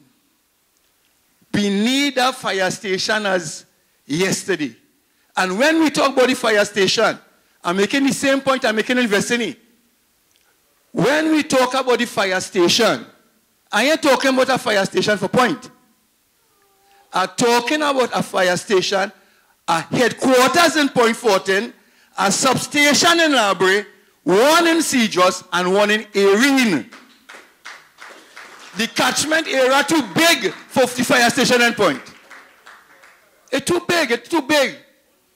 Right? So even if you put a unit in Labray, a unit in Cedros, we have a headquarters in Point, we can always back up. All right? And another thing I want to talk about. I hear you mention a number of things, and again I say you're sounding good. Point is known as the cultural capital of the Caribbean. Right? All I just cuss when I hear that, eh? All right, what cultural capital? We even have a place to dance. Right? And I am saying, we have Napa. We have Sapa. What about Papa? What about Point Fortin things? We need one. We have all the Calypsonians, all the artists and all of that. And why we not having a cultural center in Point Fortin? Not civic center talking about, you know. Right, we are getting that. I ain't talking about that. I'm talking about a serious cultural place. And you see, and it could even work in tandem with Borough Day. We want a place for people to come and big shows and things like that. Another thing, Mr. Comment Prime Minister. And another thing is that I want to tell you this, and I also said that since the last time. In the formulation of your manifesto, because I think them 20-point plan coming from your manifesto. And I am saying to you, I have a problem with that. And I'm going to tell you why. I have a serious problem with the manifesto coming down and I'm only hearing, this is what we plan and this is what we plan. And I am saying, every cell of the MSG in the areas must have a say. It must have a say. Because I want certain things for Point Fortin. Right? That could be included in the manifesto. I don't want to hear somebody sit down in tongue and tell me, hey, I go park ground in the... You don't know what we want. We from Point, let us have an input in the manifesto. Faizabad must have an input. San Fernando must have an input. Wherever you have your cells, they must have an input. We might not be able to take all, but give people a chance to make a contribution. People looking for an alternative, you know. Be looking for an alternative. We need a new party. We need a new party. And bad. PNM didn't do it for me. People Partnership didn't do it for me. Well, I just always excuse now. Because they came into a time when things was real hard. All right? So maybe, and I am hoping, that MSG could make the difference. But again, I'm saying to you, we have to attack people's mind. It's a mind game, you know. And that is why people in Point are the way they are. You see, the Bible say, renew your mind. I think somewhere in the Bible has something like that. You have to renew your mind. You're a new creature. That's where it is the point. We have to make new creatures. All right? Because Point people, let me give you a little thing before I go. When I spoke in PFC with Rowley and questioned the attitude of the People's National Movement of Point Fortin, you know what, people sort of say, but what happened to Buzz? Buzz's wife leave him. That came up in the... I don't know what the hell that had to do with I talking for Point Fortin. It's Point, my wife leave me and I have a woman and the hope I can handle she and say, what the hell is... I was so surprised when I said, I can't understand that. I am talking for Point, but that's how Point Fortin is. I spoke on the NJAC platform in the park. We had us lying in the back of the market or going down the road. A man meet me, say, no, I wasted long P&M because I said they do nothing for Point. Before I could meet with a line, a man in the line meet me and tell, he say, hey boy, I hear you talking one package up the road. Why? Point Fortin. Being Point Fortin. And you have to understand that, to face that. Because you're going to go in places and people are going to get your turn. I'm telling you, you know, because P&M are doing it for me, but they go dead at P&M. And I'm telling you, they go really dead. They will kill them. They will kill them. Ladies and gentlemen, thank you. Yeah.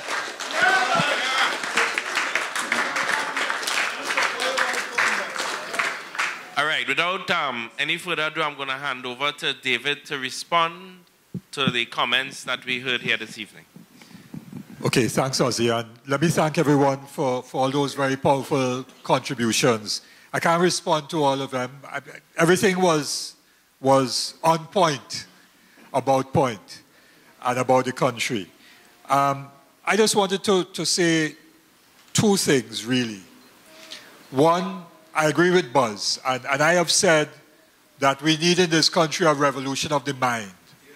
We need a revolution of the mind. Because how you think is how you act. And so we need to see things as clearly as sisters and brothers and comrades have seen them tonight and expressed them tonight. I believe I strongly believe this, that slowly but surely that revolution of the mind is taking place in Trinidad and Tobago. I believe that.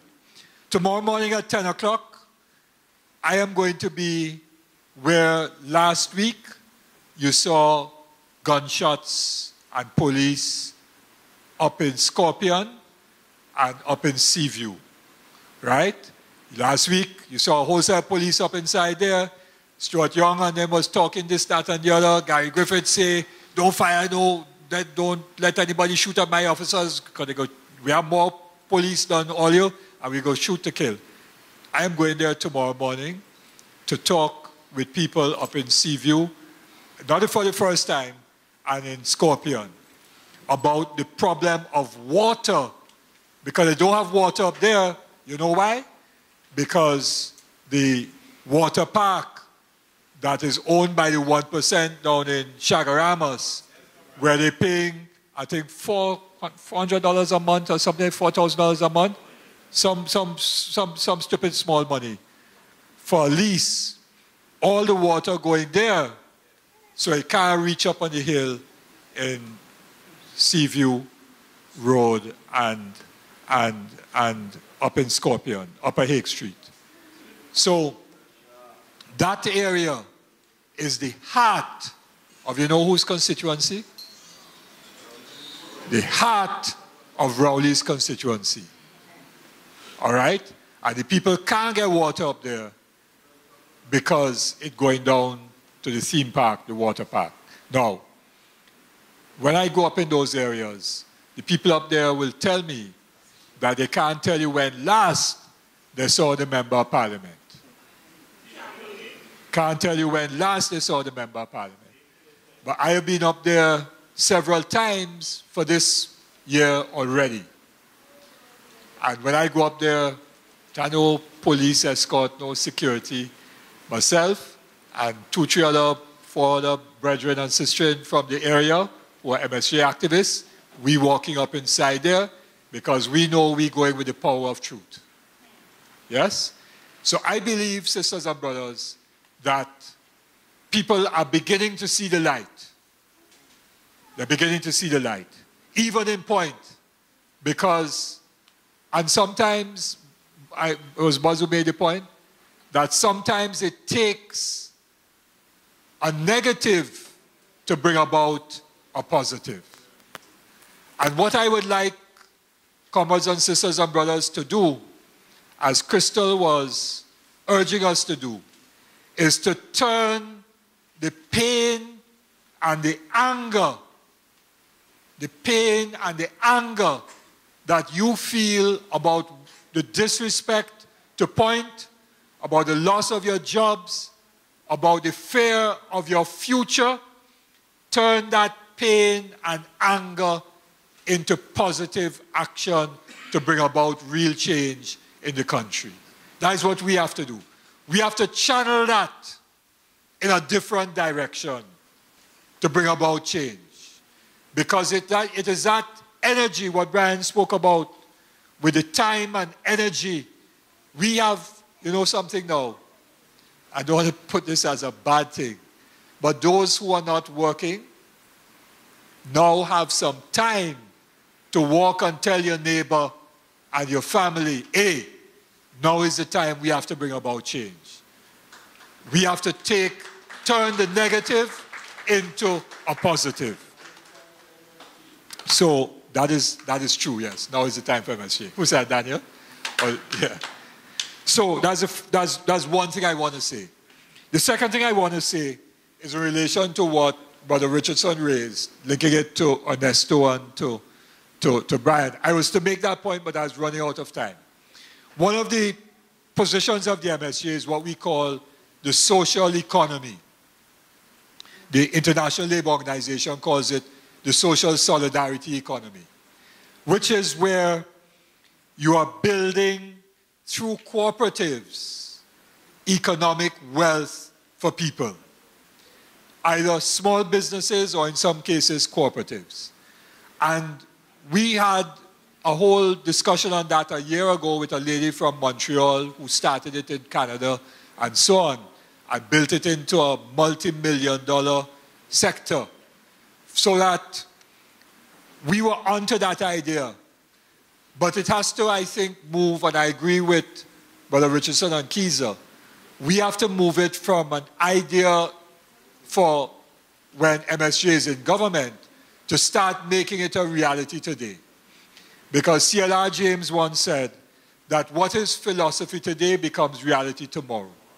We have to make the future in the present.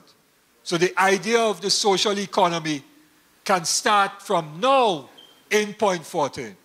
And I think that we are well placed with Antilles and other credit unions in the South to be able to start that. And therefore, what I would throw out to those who are here tonight and some of those who are not here tonight is something that I remember coming down in Point to discuss the idea of a whole economic plan for Point, the Southwest Peninsula. We were discussing it with the contractors in Labre, Brian and Steve and so on since last year and again this year.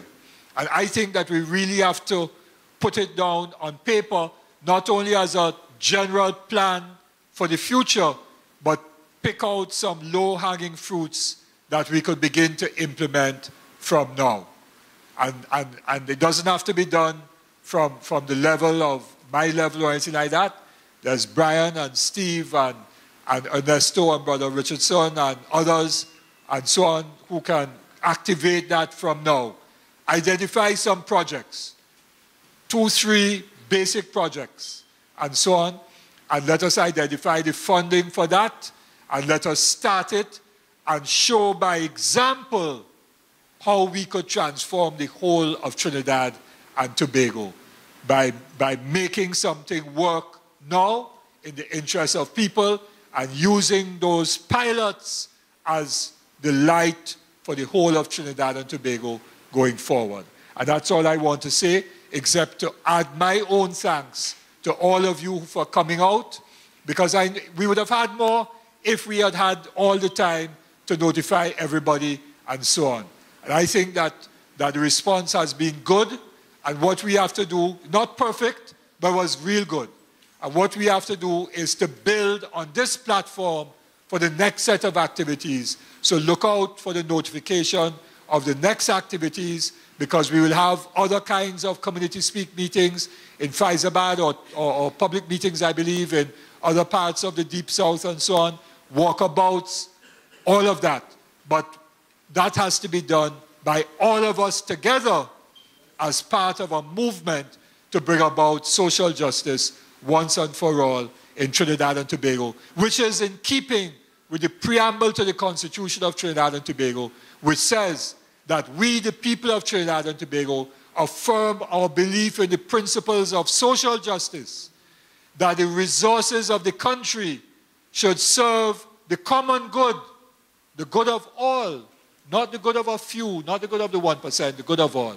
That labor should not be exploited or forced to work in inhumane conditions, and that advancement should be on the basis of merit and integrity. And that is what the MSJ stands for and is fighting for, and with you together, we will make a reality sooner or later, but must. Thank you very much.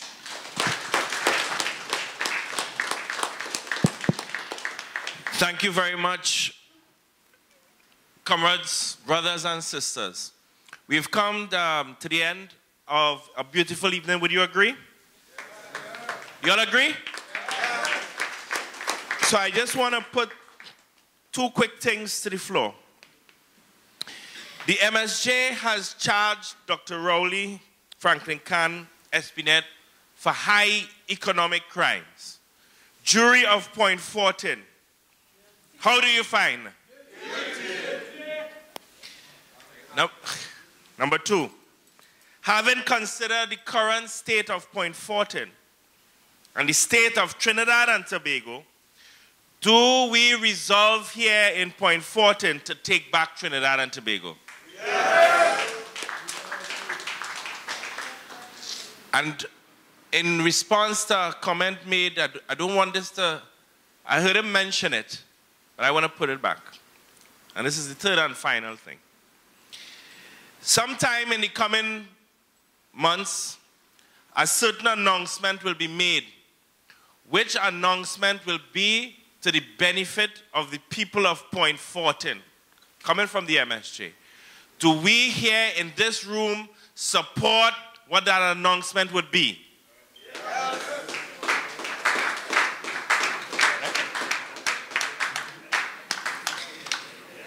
Yeah.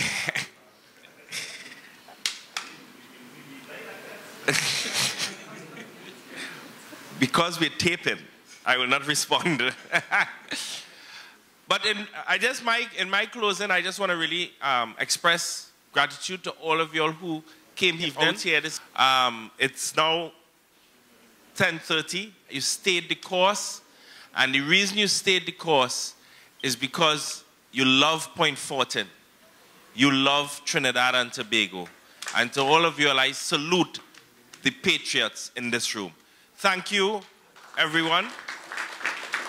I just want to, in closing, because we have enough, because I want to close with a little vibes, and we have enough union persons in here to close when labor holds the reins of power. So, there we go. Yeah. All right, ready? When those who labor hold the reins of power, when those who labor hold the reins of power, when those who labor hold the reins of power, when those who labor, oh, I would like to be in that number. When those who labor hold the reins of, one more. When those who labor hold the reins of power. When those who labor hold the reins of power. Oh, I would like to be in that number. When those who labor hold the reins of power. Oh, I would like. Let me hear you.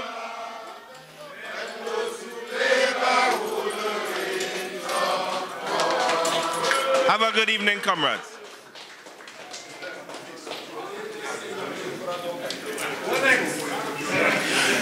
This evening's proceedings it's on Facebook and it will be on YouTube, so please just share it around to all those who didn't come here this evening. Much thanks.